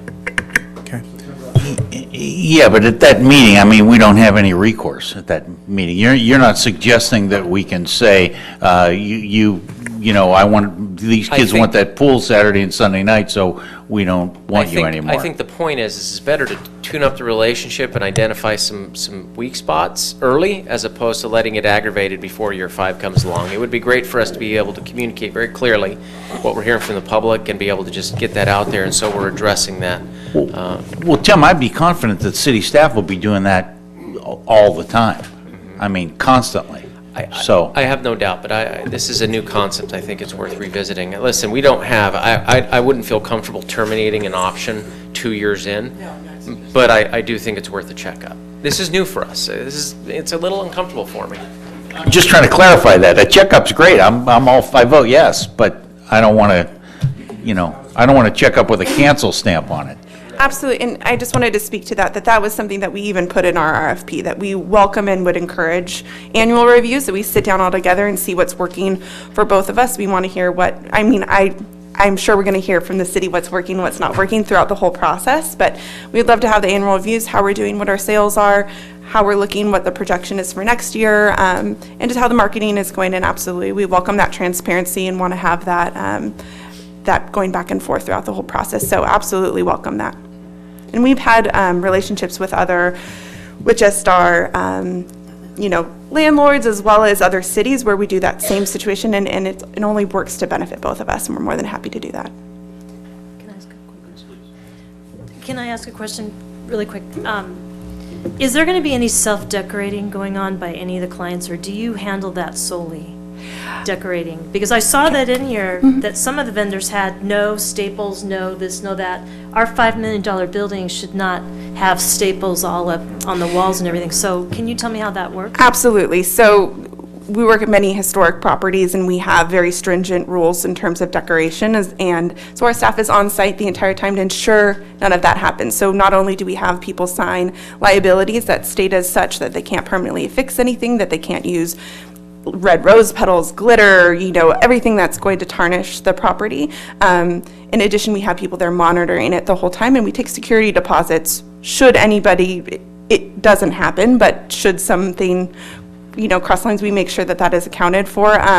But it is something that we do our due diligence, that would never happen. We have the rules and restrictions. We also require that all of our vendors have a $1 million liability insurance with the venue listed as additionally insured. So any vendor stepping on property, they have to have a licensed insurance. So we're not going to have just anybody coming in and stapling things to the walls. That is not going to happen.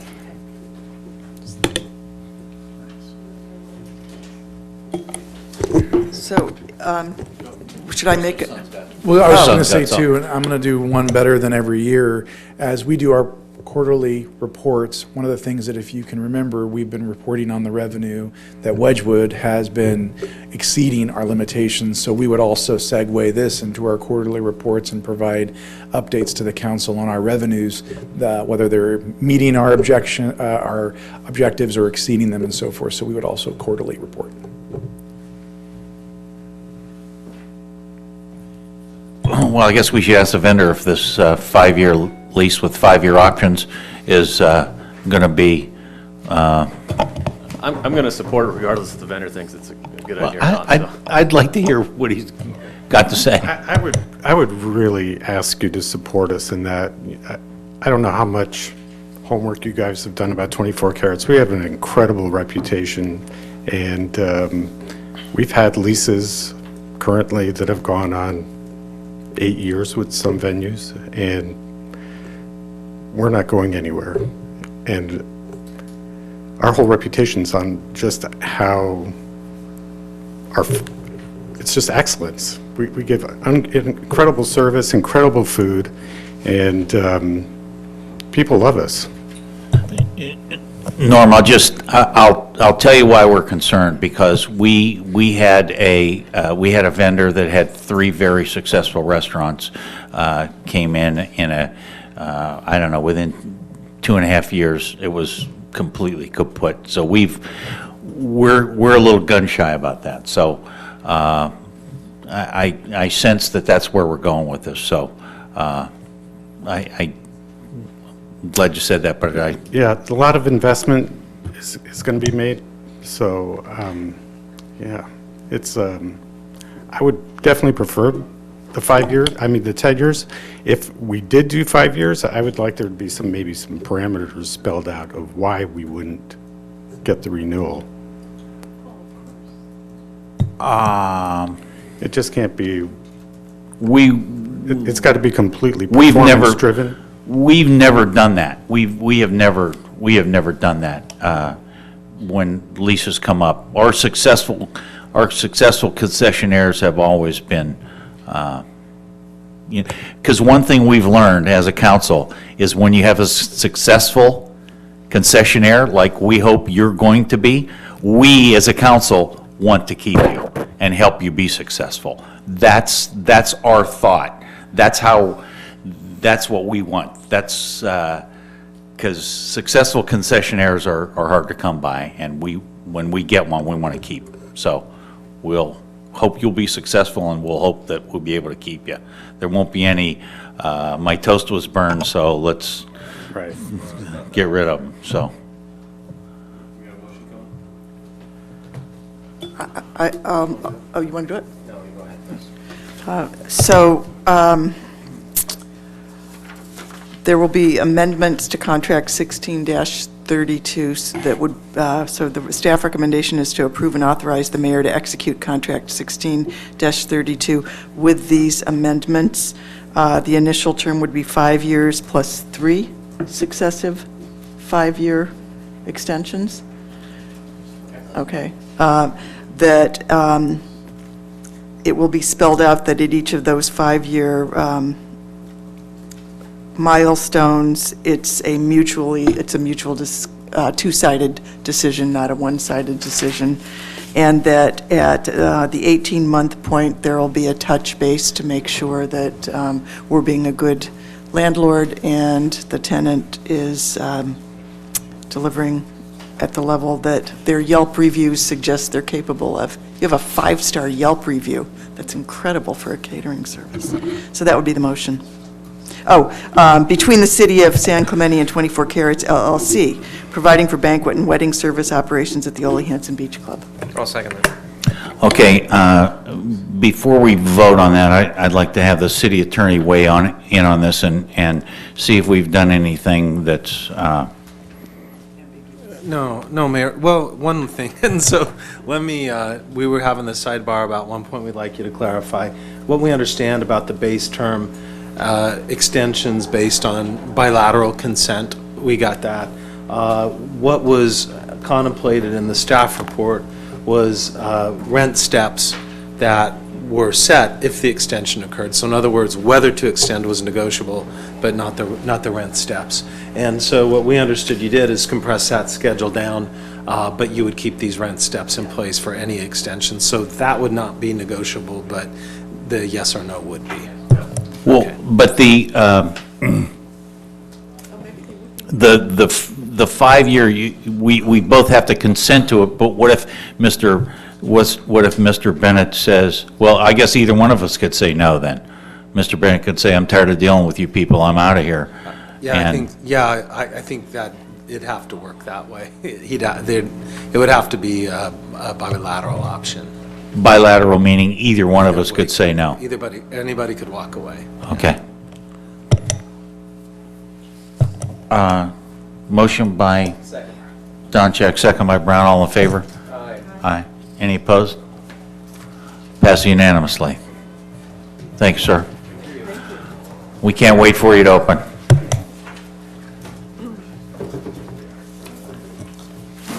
Oral Communications Part 2, I don't have any cards.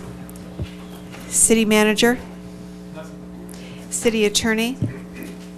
Not tonight. Next item under council members is consideration of supporting H.R. 4745, Interim Consolidated Storage Act of 2016, and/or H.R. 3643, Interim Consolidated Storage Act of 2015, and that was agendized by Councilmember Don Check. And I actually have two items under council members' comments, so I'll start with this one. There's two bits to this. One is two letters, as the city clerk mentioned, that basically reinforce our desire for the permanent waste, or the nuclear waste at Songs, to be eligible to be moved on an interim basis. And what's unique about these letters is the city of Laguna Beach has retained Townsend and Associates to help build an organized voice of coastal cities on this and other issues. And what Townsend indicates is on the East Coast, the coastal cities are all organized. On the border, the southern border of the United States, they are all organized, but there's nothing on the West Coast. And by being organized on issues that are germane to coastal communities, it makes Washington and Sacramento pay more attention. So these four cities have signed on to participate. We've also gotten, as you can see by my notes, Huntington Beach, Oceanside, Cardiff, Laguna Woods, Dana Point have all expressed positive interest, so their names, and I'm hoping our city as well, would appear on the side of this letter. And then we've also, Oceanside is reaching out to Encinitas, Leucadia, and Carlsbad and Del Mar, and then we've got Newport Beach, and San Juan Capistrano's interested. So what I'm asking for tonight is permission to send the letters and to have our city join the roster of coastal cities on this, just on this letter. And then down the road, if this gets traction, I'd want to come back and make sure that we had issues represented in this coalition that we would think would be of interest to our sister coastal cities. And tell me a little bit about the funding and so is it a unanimous council decision on the parts of these cities listed to join this CCCC? It's different for every city. So Laguna Beach, unanimous. Laguna Woods, unanimous. Well, actually, I don't know the vote it passed. I'm assuming it was unanimous. Dana Point, agendized. Seal Beach is agendizing. Huntington Beach, the mayor is over the moon enthusiastic about it, and I'm not sure if he has to agendize or not. Oceanside, your colleague Jerry Kern is very excited about this, and I don't know if he has to agendize it or not, but in addition to garnering his city's support, he's reaching out to some others in San Diego County. And San Juan Capistrano, it's going on, I believe it's going on an agenda. I don't know that one. So. Who's the money and who's behind it? I guess that's the question. Oh, well, okay, it's a good question. There's no money behind it. And the reason this is a new organization, there's a similar organization in San Diego, but it's got PG&E, it's got a whole list of corporate sponsors. This, at this point, is grassroots.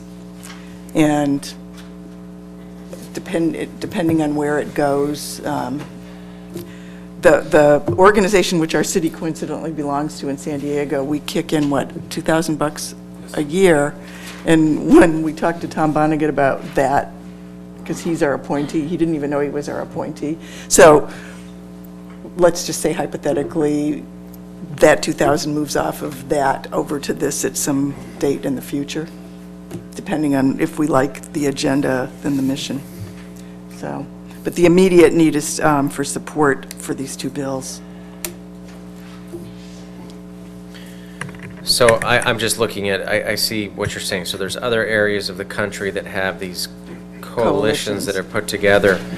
I can see on this singular issue how even in the most contentious debate, we all were completely unanimous, as was 99.9% of the community, that the waste should be removed, supporting interim consolidated storage. That seemed to be fairly easy. What my concern was is the rest of the listed items that, for example, about the coastal, VRBO issues, beach and water quality funding. you know, I don't know how much, I don't know how much Huntington Beach and San Clemente would look, how we would look eye to eye on a lot of these core issues, or even Oceanside. You know, each political climate is so unique. This is an issue you've chosen, which is excellent, because I can, Right. we could all sign this letter tomorrow, and I feel comfortable circulating it. But once you get off this issue, I don't know how much we have in common with those other communities. Maybe there's some broader issues we can all support, but for example, I would hate to weigh in on the Banning Ranch controversy in Newport about them developing the oil fields there. And maybe, you know, in Newport, that's a sensitive item, or they want us to back low. You know, I'd hate to see us pulled into things that would be outside our core competency, or would be contrary to what, as a city, we would embrace. You know, one of the things, for example, about Huntington, it's so clear, we're a coastal community, but we are, you know, we have a hillside element to us, and so it's a different in terms of the way we view building impacts and heights and view impacts. It's diametrically opposite what Huntington views those as, and so I think it really depends on what this coalition is going to be targeting. Is it broader California issues? Is it going to be related to those items? I guess there's devils in the details, right? But I feel you're making really good points. Yeah, I mean, you know, so I don't know how much we have in common, frankly, with a lot of, like, I think we have a lot in common with Laguna Beach because of the way that our cities are facing the ocean. And Dana Point. And Bob smiles, in some regards, right? But then you see, even we have that much in common with Laguna Beach, but I think politically, we don't have that much in common with Laguna Beach. So there, you know, there's controversies there, but you know, on this issue, I feel comfortable with sending this letter. I think that as many people as we can get behind this, that's great. Sign it, send it off. There's Okay, so let me put this out there. This is all this group has ever talked about, and so the next step would be to kind of look at where the common ground is, and if there's common ground. Because what Townsend is saying is, if there is an issue that we all organize around and we've got 20 coastal cities, people pay attention, as opposed to us having to, you know, and maybe it's some other aspect of the sharing economy. Maybe, you know, it has to do with Uber regulation. Yeah, who knows what it would be. But the point is that what we have in common is the coast. Interestingly, the group in San Diego, San Clemente, was the big winner of their organization way back in the day because they picked beach erosion. And all of these cities circled the wagon in support of our city and went to the Army Corps of Engineers, and we got the grant for that. And so, which I never knew that was the background on how that happened. But But let me just go forward with the letters and come back at you know, in 2 months or whatever with a list of issues, and we can look at them. Is that? I'm okay with that. Yeah, because the brainstorm, and also if you have issues, for example, Seal Beach seems interested in water quality, but I don't know what that means, so. They have issues with the San Gabriel River flowing out. They have serious water issues, beach cleanliness issues there. You know, this is similar to the League of California Cities and ACCOC, Yeah. where we don't always row in the same direction, but sometimes we get together to, you know, to pull together. So I see this would be working in the same way. And it would, yeah, all right, so, yeah, all right, so are we good with the letters? Sure. Okay, we're going to need your electronic signature. So, at some point. Because the idea is the back of the letter is going to be all of the mayors. Sign it, yeah. I'm fine with that. Okay. And is there something we can do about the title Concerned Coastal Communities We're Coalition? open, what do you want to call it? I don't know. I'm not always concerned. I'm pretty happy sometimes, you know, we could, you know, I mean, concerned Copacetic. is always something that feels so worrisome, you know. I don't know. If you've got an idea, I don't have bring any it, ideas. because, I'm idealist, I just, Just take concerned out of there. Coastal how about community? SoCal, California? I don't know, whatever. I'll bring that forward and see. Yeah, I don't know. Okay. Then the second thing, very quickly, I attended as our city representative on the Orange County Library Committee, I attended the budget presentation last week, and I wanted to ask city staff to, is Judy still here? Because she'd be really good at handing this off. I'll hand it off to you and you can pass it on. The allocation formula, Okay, for those of you who remember, we're a donor city. Okay, well, first of all, there was an error here that says we're only open 6 days when in fact we're open 7, but our donation has dropped to almost nothing. And so I want to understand what's changed in their allocation formula or determine whether or not there was an error made. So, I'll give you that. And that's everything I have under council member, except the Sprouts grand opening was awesome. I do. I'm going on a tour for ACCOC. There's a tour of the LA Port Harbor on Thursday, followed by a ACCOC event at Arctic, going to be that evening. And so I'll report back on that. I'm really intrigued on how how that's going to go. I'm really interested in the port tour. I've never toured a port before. So I'm from Arizona. We don't have them out there. They don't exist. Bring some photos, will you, please? Yes, I will bring some photos of that.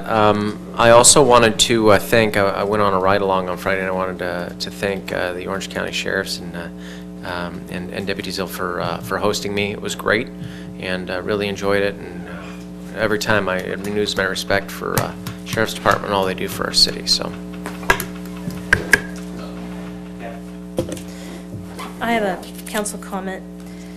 It was brought up in the last meeting, an issue about a column that I wrote for the San Clemente Times, and so I have a question for our city attorney.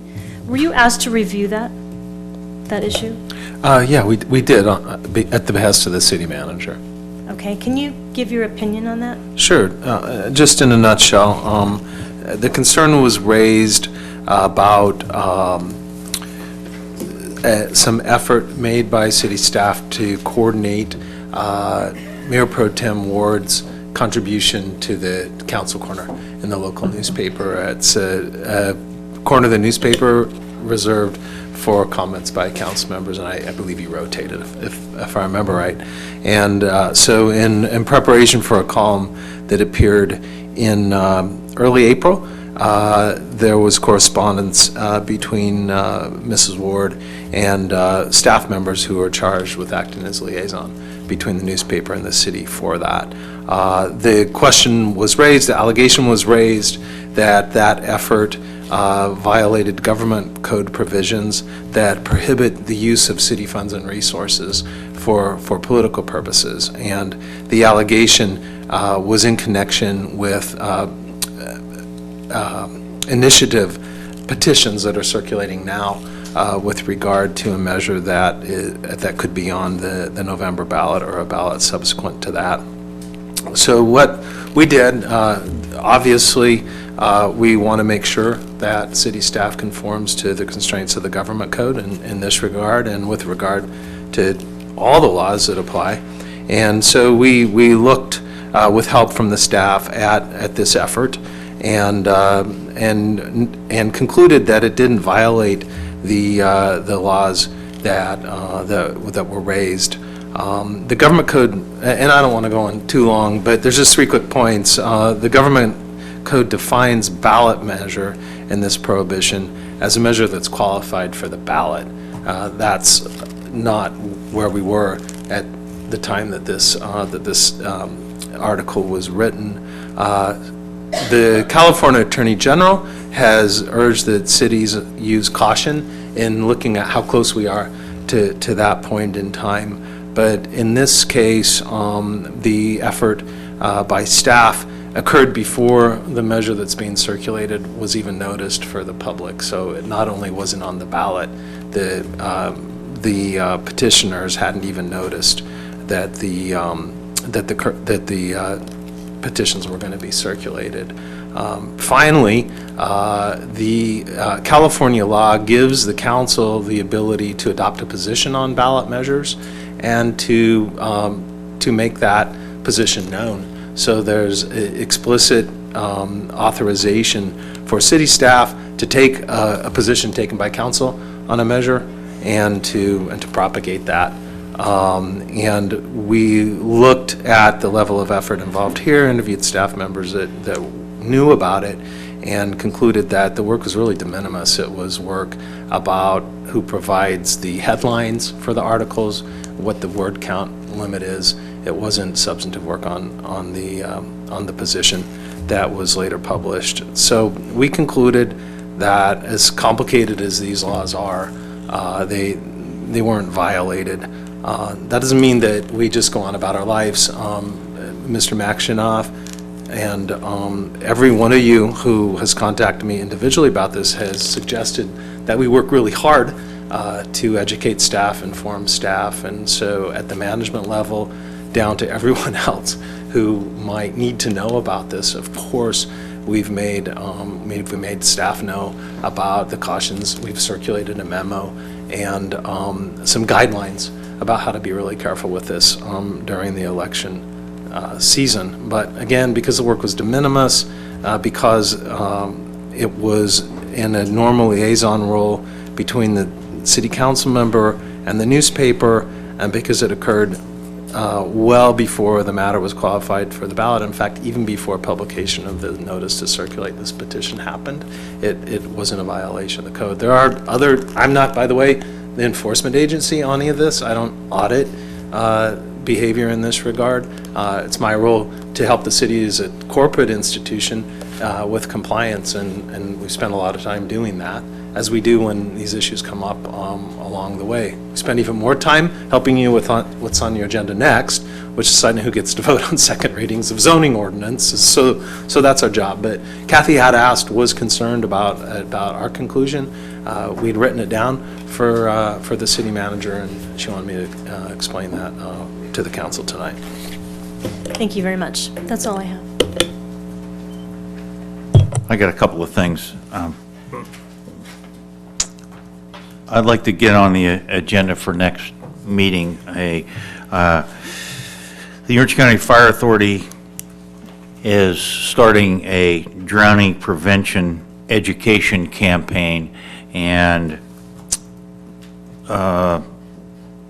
cities are being asked to kick in $5,000 to support this campaign for drowning prevention. The County of Orange is going to match the $5,000 campaign. It's about a $300,000 campaign to help with drowning prevention. Way too many people drown in Orange County every year, and backyard swimming pools and every manner of container you can possibly imagine.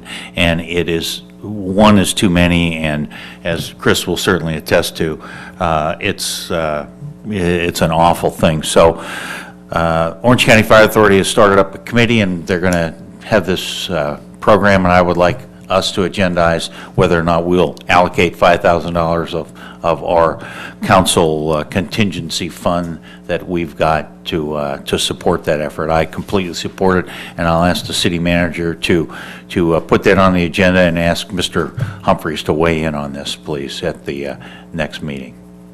Is that okay with everybody? All right. Second thing, I'd like to recap Mr. Makshinoff and my trip to Sacramento yesterday to speak to the California Department of Public Health about keeping the hospital open. This was a meeting set up by Senator Pat Bates and Assemblymember Bill Breaux with the California Department of Public Health. They were both there. They've been very helpful and very supportive of the city in San Clemente in these efforts. Unfortunately, we didn't have any success at all yesterday.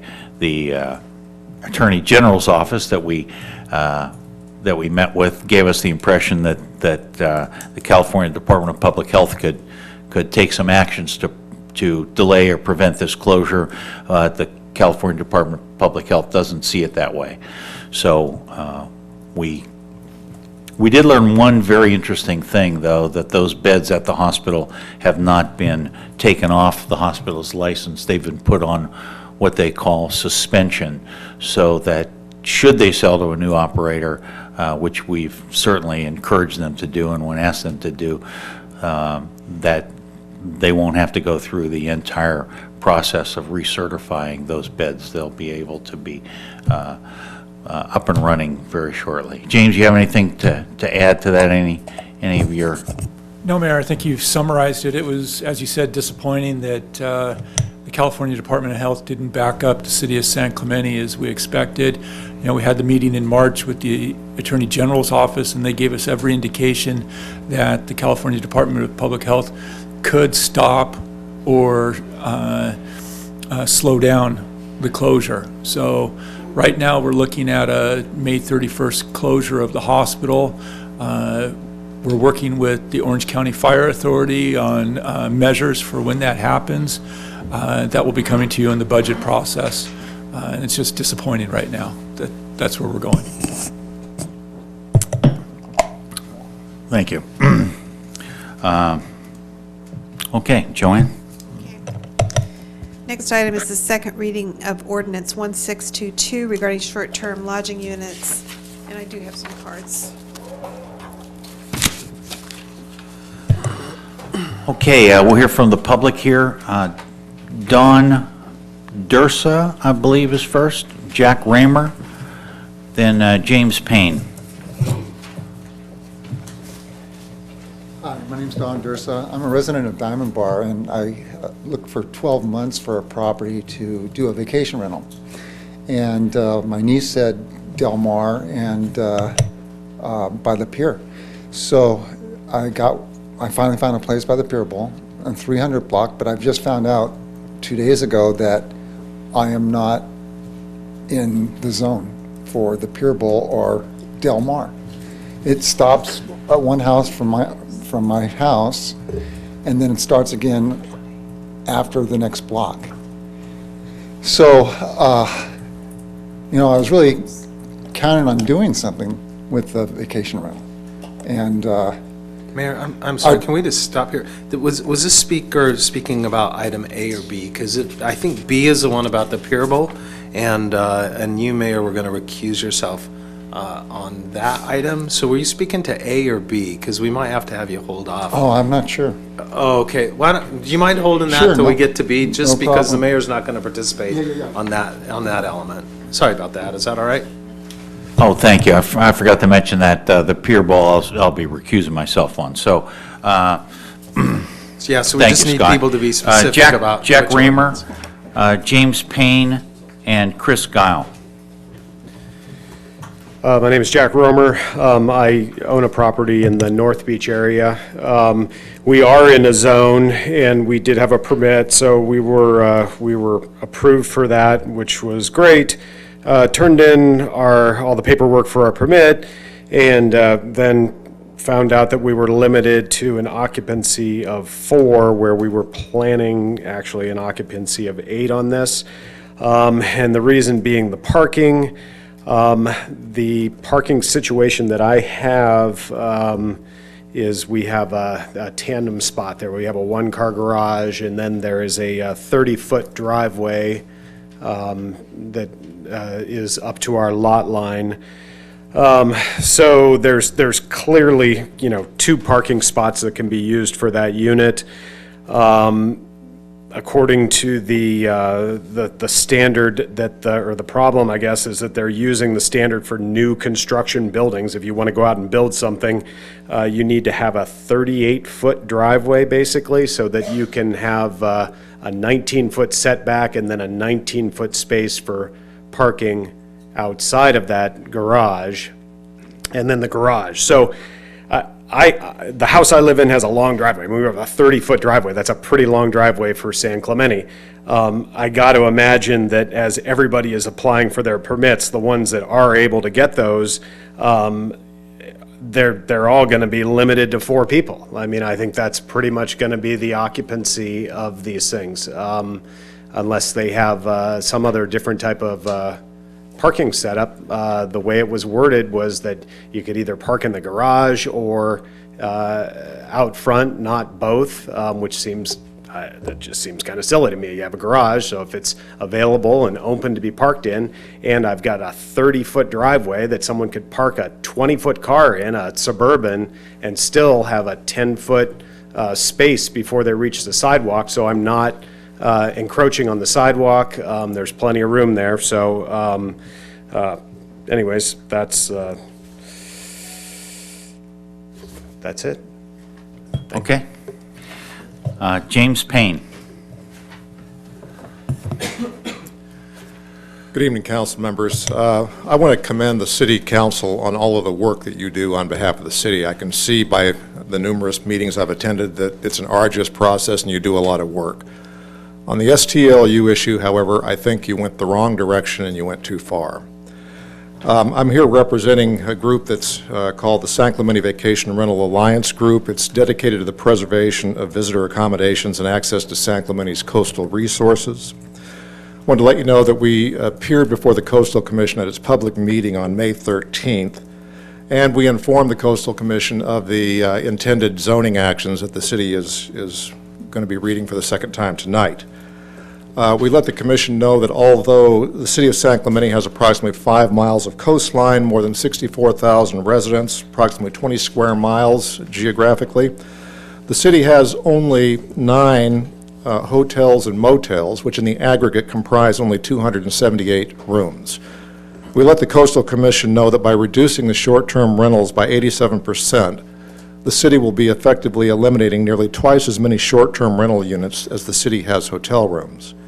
The city's elimination of 87% of the permits would basically deprive visitors of more than 25,000 visitor lodging nights annually in the city of San Clemente. And nearly all of these hundreds of short-term rentals that will be banned out of existence are in the coastal zone. Perversely, by limiting the very few permits by the zoning ordinance, it will perversely, and an unintended consequence, I think, will be that it's going to increase the rental rates on those minimal number of units that will be left, which again deprive families of low income the ability to come and recreate at the coast. Like any land use, we believe that it should be appropriately regulated to mitigate the impact on neighbors, and we think that the efforts that the city took in February did that. However, by banning 87% of the units after that by this zoning ordinance, we think the city went too far. We talked at a recess in the Coastal Commission meeting to Jack Ainsworth, who's the acting executive director of the Coastal Commission, and we were advised by Mr. Ainsworth that because the city does not have a certified local coastal program, the city must get a CDP before seeking to implement or enforce these zoning ordinances. We therefore urge you, and that's because of a change in density or intensity in the use of land is a development under the Public Resources Code.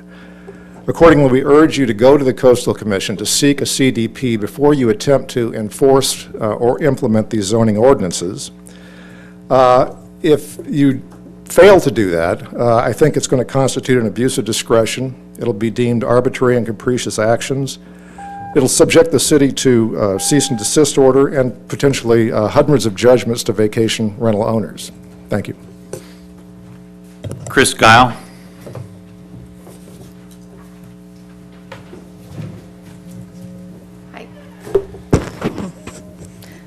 My name's Chris Guile, and I'm a resident of San Clemente, and I've spoken before. My husband and I own a STLU down in the North Beach area. We're neighbors of Jack's, and the thing that I'd like to address tonight is section 17.28.292C11, which is on page 27, and when I was trying to read them, I don't know how you guys go through this and figure all this out, because there's a lot in there. But anyway, it states, legal parking spaces in front of a garage may be counted if the parking spaces with the garage are not counted. And that means that you can't count both the garage and the driveway, is the way I'm understanding it, so you get one parking space. And that would basically limit my 3-bedroom unit to 4 renters. I hope you see that this really just doesn't make sense, and our driveway, I thought it was 38 feet, but I've been informed that you have to have a 10-foot setback, so I guess mine's like 30 feet too. So it's 30 feet long and 25 feet wide for each unit, and we're not asking that we have an excessive amount of people, just an amount that makes sense based on the number of rooms. So we're just asking that you consider eliminating this part of the proposal and putting in something that is sensible. Maybe you can base the occupancy on the number of bedrooms instead of just on a car. So, thank you.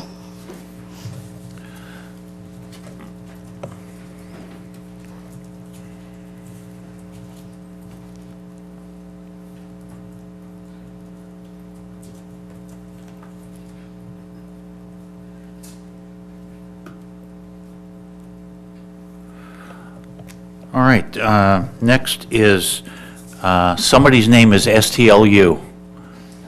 Somebody turn in a card that's... Yes, sir, Mr. STLU, you're up next, and then Tricia Matting is next. I'm sorry. You know, I grew up in a small town in Ohio, and I probably spent my formative years there. And I can still tell you that Johnny Sweeps was the best athlete in town until Kathy Goldie moved in, and she kicked the kickball further than all of us. My best friend was Kurt Ambrosi. He's attorney in that town still. Pat Witherall's dad, 1959, quit his job to go into a hamburger business. It was McDonald's. So we all have our stories, but what I want to say is that was a safe haven for us, that neighborhood. State your name for the record, sir. Joe Janis, sorry. Thank you. It was a safe haven. We could go to our friend's house, walk home at night. The neighbors looked out for us. My kids, when they grew up here in San Clemente, it was the same way. We didn't have to worry about anybody because all the neighbors took care of everyone. It was a neighborhood. I think my grandchildren aren't having the same experience because about 5 years ago, our neighborhoods have changed. We now have an influx of strangers coming in all the time. And it's that feeling that we have. If you go down to the local schools nowadays, kids don't walk to school anymore. They have lines of cars with all these parents because they're worried about their kids. So I guess the point of the thing is we have a lot of groups now, one what this gentleman talked about. They're not concerned about our neighborhoods. They're making money in our neighborhoods, and we'd like to stop that. And I know he mentioned about the Coastal Commission. Some of the facts were wrong. I'm going to set you a survey we did of all the hotels and motels in town. And there's 25 hotels with 746 rooms. I'll leave this with the city clerk here, and I'm not sure if these are exactly right, but it's a pretty good survey that we did. So our thing is that we want our neighborhoods to be neighborhoods again. If you cut the legs off our neighborhoods and keep a lot of these commercial businesses in town, we're all in trouble. We do have certain areas in town that you've allotted for vacation rentals, and we just hope you stick with them. Okay, thanks. Tricia Matting. Good evening. The letters you received from the Coastal Commission and the San Clemente Vacation Rentals Alliance incorrectly state that the ordinances as applied to STLUs in the RL zones west of I-5 violate Coastal Act sections 30213 and 30222 because the STLUs in these areas are not low cost and because STLUs are not feasible in the RL zones west of I-5 because these areas are not suitable for STLUs due to the area's lack of infrastructure, parking shortages, and beach traffic congestion. Section 30213 only protects and encourages low-cost STLUs. STLUs in the RL zones west of I-5 unequivocally do not provide low-cost lodging accommodations for visitors. As stated by a former coastal commissioner on May 11, 2016, when Hermosa Beach City Council voted unanimously to prohibit STLUs in all residential areas. Quote, for the members of the coastal staff to suggest STLUs have anything to do with affordable lodging in the coastal zone is incomprehensible, end quote. Sections 30213 and section 30222 also do not apply to STLUs in the RL zones west of I-5 because 30213 states low-cost STLUs only need to be provided where feasible, and 30222 states the development of STLUs must be given priority only in suitable coastal areas. STLUs in the RL zones west of I-5 are not feasible because these areas clearly are not suitable for STLUs. The RL zones west of I-5's limited infrastructure, scarce parking, and narrow streets simply cannot accommodate STLUs without causing overcrowding and affecting the residents in these neighborhoods, as evidenced by San Clemente's blanket prohibition of second dwelling units and B&Bs in this area. STLUs are housing 3 or 4 families at a time, not the single transients in B&Bs or single residents or even single families in banned section dwelling units. STLUs indisputably place more stress on the infrastructure, require more parking, and create more traffic congestion than the banned B&Bs and second dwelling units. Therefore, STLUs are not feasible in the RL zones west of I-5 because these areas are not suitable for their use. Accordingly, the ordinances do not violate either sections 30213 or 30222. Please do not allow the coastal commissions or the STLU's multi-billion-dollar industry's threats stop San Clemente from enforcing the general plan and zoning code and protecting San Clemente citizens and the character and stability of our residential low-density neighborhoods west of I-5, and on your second reading this evening. Thank you. Okay, thank you, ma'am. Anybody else like to speak about STLUs? Is that a yes, sir?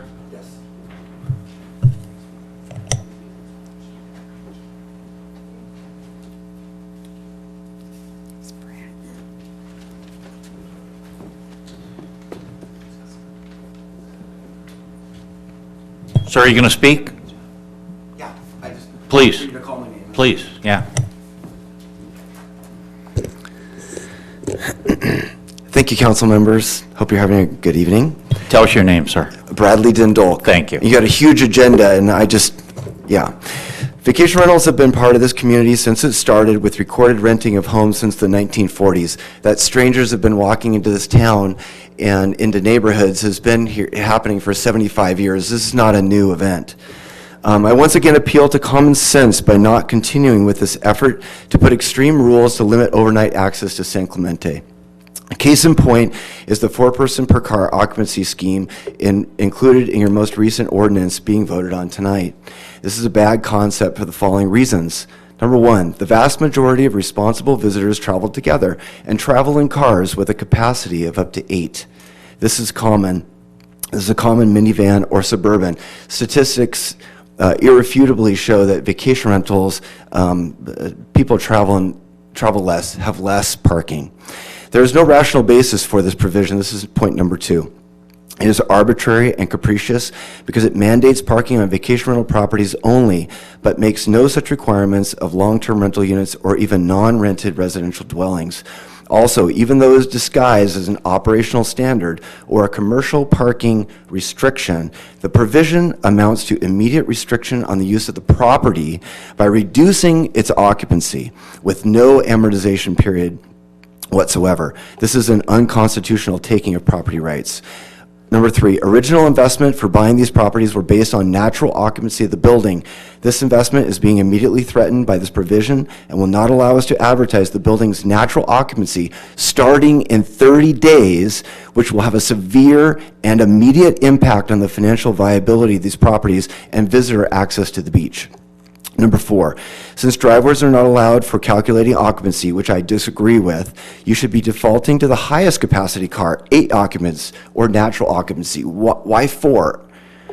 It hurts properties in high-density zones the most, which is the exact area they are being proposed to be allowed.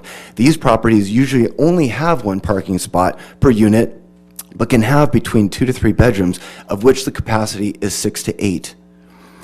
Point 6, directly affects and discriminates against families with more than 4 people. My family, a family of 6, would not be welcome in any San Clemente vacation rental that has just 1 parking spot, even though I would only be driving 1 car, which is a Suburban.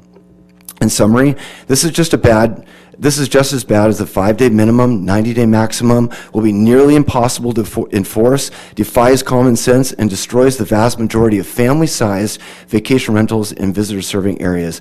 I implore the council to modify this provision to make each parking place equal 8 or default to the property's natural occupancy and to include driveway space in the calculation. Thank you. Jim Laurent, and then Wayne Eggleston. Thank you, council members. I'm just going to say one thing that I keep hearing brought up, and I hope that you pass this second reading. The enforcement that we keep on hearing about this great ordinance that was passed in February. It's unenforceable.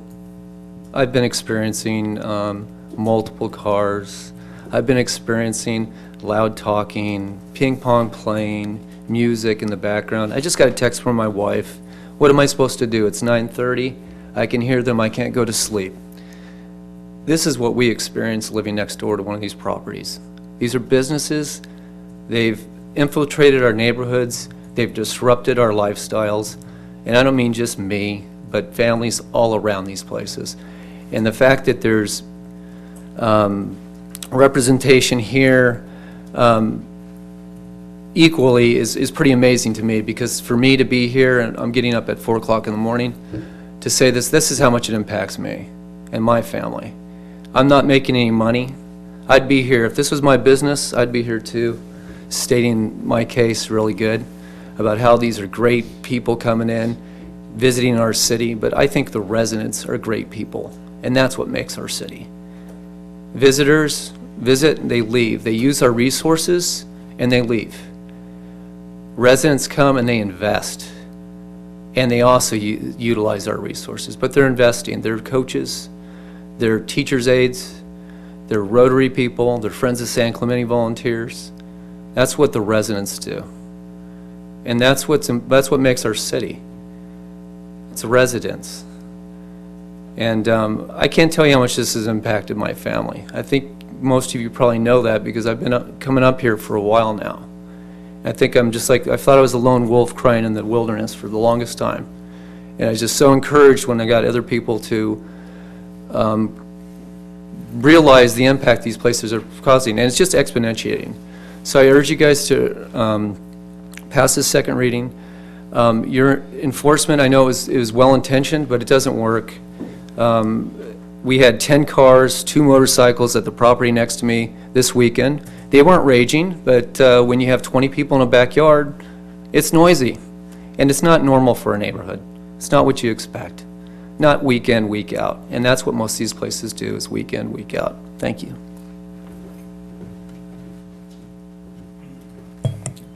Hello, Wayne. Hi, thank you. Ever since I applied to the California Coastal Commission as a commissioner, I've been very much studying the Coastal Act and the amendments. There's really nothing specific in the Coastal Act with regard to vacation rentals. It's under the umbrella of lower-cost visitor-serving accommodations. The definitions of that are the following: campgrounds, RV campgrounds, cabins, cottages, and utes, hostels, lower-cost hotels, and motels. So what we've been receiving from the Coastal Commission are policy direction. Policy direction. It's not the Coastal Act, but policy direction. Other coastal cities have banned these, and other coastal cities have balked at these. We need to follow the second reading of this evening. Statistics are very important. The California Coastal Commission says we've had over 500, and now we're going to have less than 100. That's not right. I bet that we have had less than 200 active vacation rentals in San Clemente, and we need to check that. And I would ask the City Council to direct staff to find out how many active active vacation rentals we actually have here, because that's an important statistic. Cities should have the sovereign right for land use and residential zoning. We need to protect and preserve the character and integrity of our residential neighborhoods. That's the most important thing. That's fundamental, that's basic, that's grassroots. So I suggest that you vote for the second reading this evening and work with the California Coastal Commission so they understand that our residents are first and foremost. And also work with the League of Cities. And also work with the new coastal the city coalition that you've been talking about this evening, because those are common issues that we have here with our coastal cities. So please, please approve the second reading. This is critical. Our neighborhoods are first. Our residents are first. Please. Thank you. Valerie Hirsch. It's my last card if anybody else wants to speak. My name is Valerie Hirsch, and I just want to make a couple quick points. After listening tonight, I'm interested in the 87% statistic that is being bantered around, and I don't think it's accurate at all. I'm curious whether the staff or city council can actually go and look at those numbers and figure out what the true percentage and reduction of the STLUs is. And I mean by the actual number of operating STLUs that were active beforehand. So I think the number was determined the last time we were here inaccurately. They were using the number of permits that were taken out, and determining that because those permits in certain areas were no longer allowed, that all of those STLUs were then eliminated, when in reality, most of those were not actively operating. So that's an inaccurate statistic that I keep hearing over and over again. The other thing is, when we determine, there's a huge disparity now between the number of hotel and motel accommodations that are available in the city. Now, I've heard 700 and one person says 200. So I would just encourage the city to do an accurate evaluation of that and present that to the Coastal Commission, and also include in that campground locations and other access that we have, not only right in San Clemente, which we have the San Clemente State Campground, we also have trails and all the way down there that accommodate so many people along our coastline just right south of San Clemente that a number of other coastal cities don't have, which provide access to the city. And then the final thing is, I would encourage you to approve the ordinances tonight, but also note that there was some discussion about including some more locations and more neighborhoods. I know the Loop Street there by the beach or whatever. So if you were inclined to reject this, or if there was some sort of reason that you wouldn't go forward, that maybe you'd go back and instead look at including some more areas instead of just refusing to adopt it tonight. Thank you. Thank you, ma'am. Anybody else? Okay.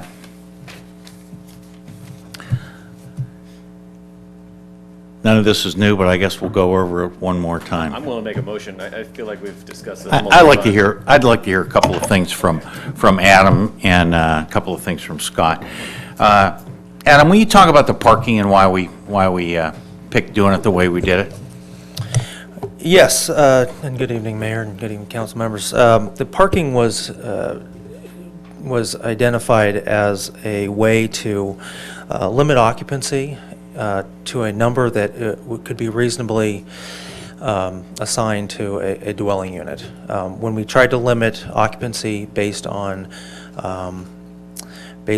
other factors like bedrooms, in addition to what the council's already passed, the numbers were just getting out of control. And one of the things that we were trying to do was control the amount of both occupancy and parking. And so when we tried to limit parking based on, or require a certain amount of parking based on bedroom count, we were just getting numbers where it was, a 5-bedroom place required 7 parking spaces because of what could have happened, what could take place at an STLU. We just found it very simple and straightforward to limit occupancy based on the actual number of parking spaces that were there. And why don't you count a driveway parking space and a garage parking space as 2 spaces? Well, we're not doing that because tandem parking is typically not allowed for residential users for a new development, as well as existing properties that go through a change of use, where we would not count that parking in similar situations. So we would not count it here. So that would be consistent with current practices then? Yes. Okay. Scott, would you talk about a coastal development permit before we can enforce this? Would that be you, or maybe we should hear from Adam? If you like, I can speak to the Coastal Commission, our meeting with them, as requested by council at the last Well, what I'm meeting. interested in is, we've heard the argument that we need a coastal development permit before we enforce these regulations, and, I could just answer real quickly. The trigger for a coastal development permit is development that's going to cause an impact on coastal resources. That's it. I don't understand really the theory about how passage of this ordinance, which actually is designed to avoid those impacts, would be creating them and thus trigger that requirement. Okay. I thought, parking. Oh, somebody mentioned this was a taking. This was going to be a taking. Would you speak about that for a minute, Scott? Sure. The test for taking is when a regulation deprives property owners of all reasonable use of their property. This ordinance, by the way, has a safety valve in it to make sure that doesn't happen. So existing rental agreements and capitalized improvements are amortized according to a schedule that also has a variance procedure in it. But you would have to conclude, if this were a regulatory taking, that all reasonable use of the property has been deprived. And since the use can still occur, maybe not so intensely, and all these properties can be made available as long-term rentals, we think those are reasonable uses. That's the council's decision, but that's how we reason through that question. Okay. And somebody said that in 30 days, the world's going to end, or for VRBOs. Speak about that, Adam. Yes, I'll just reflect what our city attorney just said. The amortization period effectively allows these uses to operate for 2 years, as they have currently been operating. There is a request for a waiver from certain operating standards, things like parking and occupancy. This would be based on evidence showing that there's a need for it, but in 30 days, it's not, there's not an absolute light switch for every single property. Hold on, stop right there. So you said that there's a request for a waiver on what? On parking and occupancy. Okay, so the folks here that conveyed their concerns about the parking requirements can request a waiver of those items, is that? Yes, they can. They can. We have, sorry. Sorry, continue. Explain that. We have properties that have no legal parking spaces on site. Right. Some of them are historic properties. They would, by the code, have the ability to have no renters, no short-term renters. So we would definitely have a safety valve for them. In the case of some of the people that spoke today about, 3 bedrooms and one legal parking space, it would be a case-by-case basis, but, based on the contracts that they've made and the general rentals that they actually have had and have, been relying on, staff would look at each one of those cases and identify whether they would be, whether a waiver would be appropriate. Okay, that was exactly what I was going to suggest, and I was going to put it inside the 11 to make it clear, but so the waiver process, and this is really good, we're having this conversation. So the waiver process allows somebody, like one of the things I hate about government is to make illogical application of rules with an unbending force, and in this case, if that person has 3 bedrooms, a garage, a 30-foot, a 30-foot driveway that you can, you can park 2 cars there if necessarily, and then can show that that's consistently worked well for them in terms of parking arrangement over a period of time, then staff would contemplate a waiver of that parking requirement, and then also on the occupancy of that. If all the facts proved out to be true, you would look at a waiver of that and then allow them to operate their STLU according to what the best use is. Yes. Okay. Okay. We've got a couple of letters about changing some of the lines we've drawn on one from Granada and one from Buena Vista. Have you gotten those letters? I have seen those letters. Have they, did you think about those at all, or, because we talked about, we wanted to do this in the visitor serving area. That's what we decided on. Yes. So in the context of the other areas that we've added to the visitor serving areas, what staff would be most supportive of would be identifying properties that logically fit into that visitor serving area. As we talked about in the last meeting, there aren't a whole lot of those candidates because of most of these areas are zoned, they're all in one single zone, and either the whole zone's in or the whole zone's out, so we're looking for special characteristics. Buena Vista is a difficult place. It's hard to identify anything in that area that doesn't take in everything for the whole RM zone. Del Mar is a bit more of an interesting case. That gentleman's property, I believe, is in the architectural overlay. It also connects two areas that we've identified as visitor serving, and there is a corridor between the two of them. That could be a potential candidate for an expansion in that area, in the same way that the Montalvo Loop could be in the future as well. Since we have a 2-year amortization period and we're going to revisit this in 18 months, his right to continue operating will still be in effect at that time, and if the council would like, we could address those issues then. Okay. We had a question about how many active VRBOs there are. You guys, I'm sure you have that number right on the top of your head. Unfortunately, the way that we have taken records of vacation rentals that have actually been operating doesn't give us a quick number on this. The number of properties that paid TOT last year, somewhere in the 200s, but that doesn't mean that somebody just didn't operate last year and operated, the previous 12 years. We don't have specific numbers. But it's not 500. It would surprise me if it's 500 because we had such a huge rush at the very end. But the only concrete numbers we have are that there's 500 plus actual permits issued, vacation rental permits issued. Okay. Now, another interesting number is how many STLU operating licenses have been applied for since that came online, and we have, I think the number's around 250. So it's much short of the 500. If that's any indication. Okay.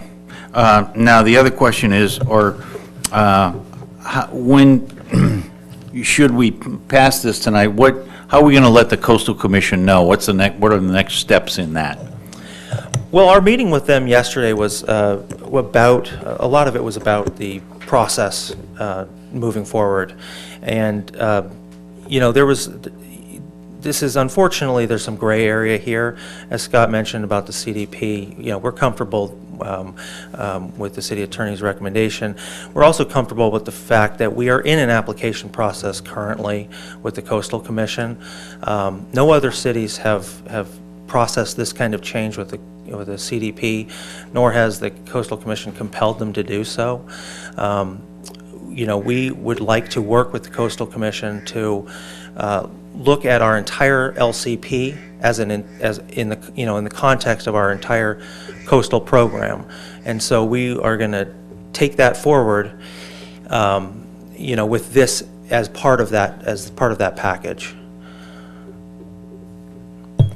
Okay. Any other questions? No? All right. Okay. I move that we adopt ordinance number 1622 and entitled an ordinance of the City Council of the City of San Clemente, California, approving zoning amendment 15-426 to amend municipal code Title 17 zoning to establish regulations related to short-term lodging units and other transitory lodging uses and amend Chapter 3.24 Articles 1 and 3 regarding short-term lodgings. Second. Motion by Ham, second by Ward. All in favor? Aye. Aye. Any opposed? No. Don't check opposed. I am going to leave the room. Moving on to 12B. Yes, I have to recuse myself because my house is within 500 feet of the Pure Bowl zone.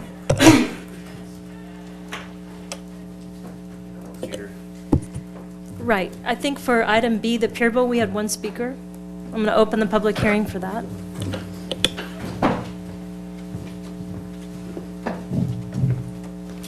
Don Dursa, I'm a resident of Diamond Bar. I just purchased a property on Del Mar by recommendation of my niece saying you can't get better than Del Mar by the pier.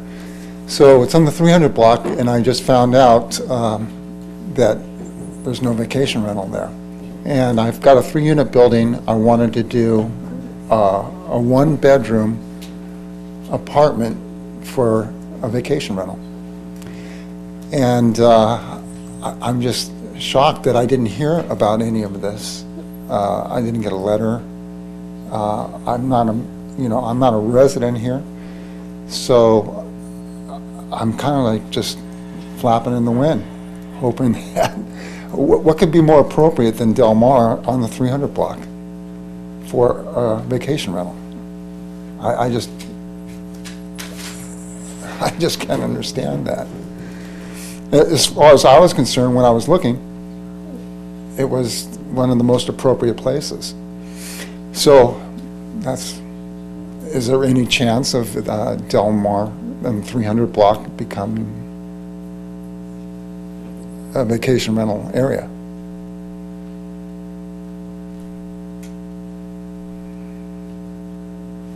That's my question. You want to respond? We can answer your question, sir. This isn't a Q&A. Are you all done speaking? Yeah. Okay. We can have staff come up and talk about the 300 block of Del Mar real quick. I'm comfortable just commenting on this, sir. We're not voting on that this evening. It's potentially possible that in 18 months something could be discussed in that matter, but as of this evening, that's not going to be discussed. And yet, that was the whole purpose of me buying this property, and now my property rights are gone. It just, and I Do we have another speaker card that wants to speak on this item? Sir, I would encourage you to follow this issue, because the Coastal Commission does have a role in how it unfolds over the next, months. So pay attention. It's not completely done tonight. Okay, Mr. Dindal. Thank you. The Pier Bowl, again, is high density, and the properties were made, like, for instance, my dad's property, 1948, had, but it was designed with a 3-bedroom, and you could easily fit, 1 car in there. Again, I think that the 4 people per car doesn't match reality. People come in a Suburban, people come in a minivan, and why are we making it limit to 8? These properties have been invisible for 75 years. In the sense of it's an appropriate use in that area, and just like when you were talking about the water issue today, the high density, the multi-units, they operate differently than a property that has a big yard and that sort of thing. Zoning is there for a certain reason, because they are because the properties are different. In a multifamily property, you're going to have a different way of parking. It's only going to have 1 spot, and I would implore you to look at 8 people per car, so that you can fit a family, a regular family. This is normally how people travel in the Pier Bowl, and it makes sense. It doesn't make sense to say it's a car of 4. That's like a Mini Cooper or a 4-place Mustang that you rent in Hawaii.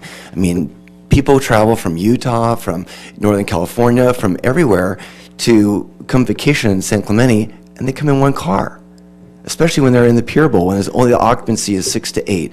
So it definitely look at that common sense principle, how people travel, and the spacing that's allowed in those areas, and not deprive the people of their natural rights of the natural occupancy of the property. And I definitely disagree on that it's not a taking. And as far as like the 30 days, why I said 30 days is because Adam told another one of my colleagues that the amortization did not apply to parking.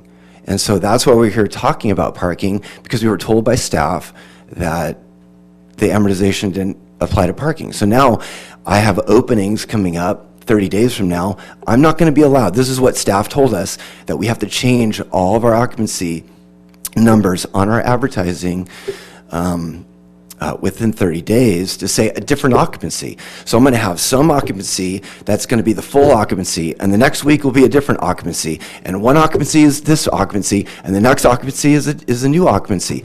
That doesn't make any sense. So that's why we're talking about this tonight, because it is unclear. We were told this, so that I'm not saying that the sky is falling to be, demonstrative. I'm just going off what staff said and going after common sense. Thank you. Wayne Eggleston.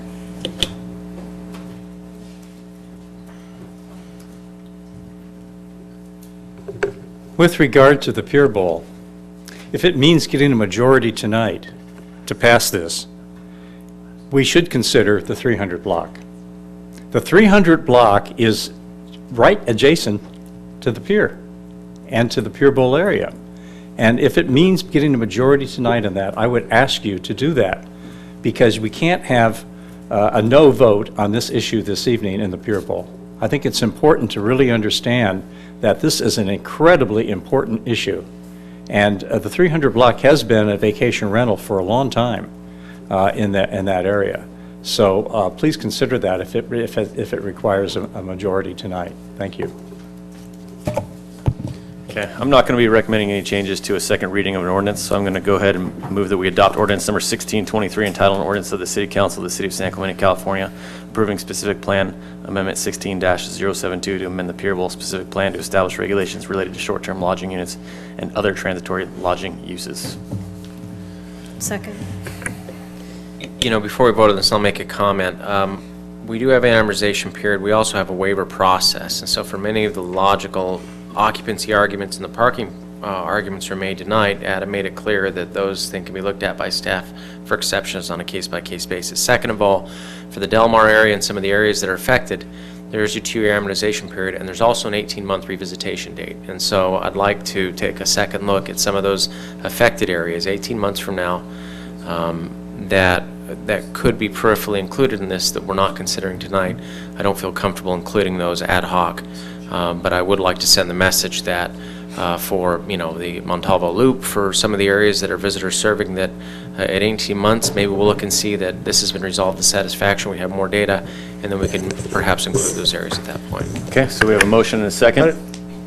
I just wanted to make it clear, because I don't know if we made it clear. When we're talking about the waiver process, it applies to the properties for the amortization period, Not any new properties. not to the ultimately, when you have to conform to the ordinance, you would have to conform to the rules. And there's Of course, no we waiver. have this, But there's a waiver at the end of the 2-year amortization if you can demonstrate financial hardship. I'm pretty sure that's in there. yeah, there is that waiver that goes with the But there's no amortization. waiver for, there's no waiver at any point that allows people to have that retained. So the waiver is just during that 2-year amortization period, it doesn't go after that time Right, period? so- And I could tell that wasn't clear, that's why I wanted to bring it up. Thank you. That for- wasn't. I didn't think that was clear. I think that was because, you know, we ruled that these were commercial uses, and so they're trying to fit into a residential area, and they have to park I think it's themselves. arbitrary, and I think that the waiver process allows us to be able to be sensitive to each property is unique in its own right. And so, listen, we have a waiver process that's going to be in place for 2 years, so we'll be able to look at it. In 18 months, I'm going to support perhaps extending that waiver process indefinitely. So. Okay, so we have a motion and a second. Motion by Ham, second by Ward, all in favor? Aye. Opposed? So, Doncheck opposed, Ham, Brown, and Ward for. And Baker recused.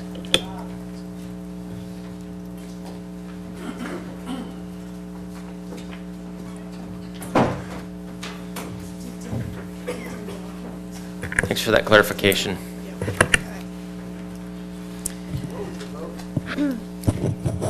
It was 3-0-1 with Councilmember Donchak voting no. 3-1-1? That's yes, a 3-1-1 with Councilmember Donchak voting no and Mayor Baker recused. Okay, the next item is ordinance number 1624, transitory lodging uses and specialty hospitals. No speaker cards? Anybody want to speak about this? I move that we had. Is this the one that Tim has to, okay. Oh, let's say for the record, this because Mr. Brown owns property within 500 feet of the land that's being zoned. Okay, I move that we adopt ordinance number 1624, entitled ordinance of the City Council of the City of San Clemente, California, approving zoning amendment 15-426, amend municipal code title 17 zoning to establish regulations related to transitory lodging uses and specialty hospitals. Second. Motion by Ham, second by Ward. All in favor? Aye. Aye. Any opposed? Passed unanimously. Move that we adjourn to an adjourned regular meeting to be held on May 24th in the council chambers at 100 Avenida Presidio at 4 p.m. to discuss the proposed fiscal year 2017 city budget. The next city council meeting will take place on June 13th rather than June 7th to allow the council chambers to be used as a polling place for the presidential primary election on June 7th.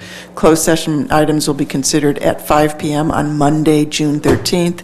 The regular business meeting will commence at 6 p.m. on Monday, June 13th. I would like to second that and thank staff, and particularly you, Adam, for your good work on this important program. Thank you very much. I'll second that. All in favor? Aye. Any opposed? Passed unanimously.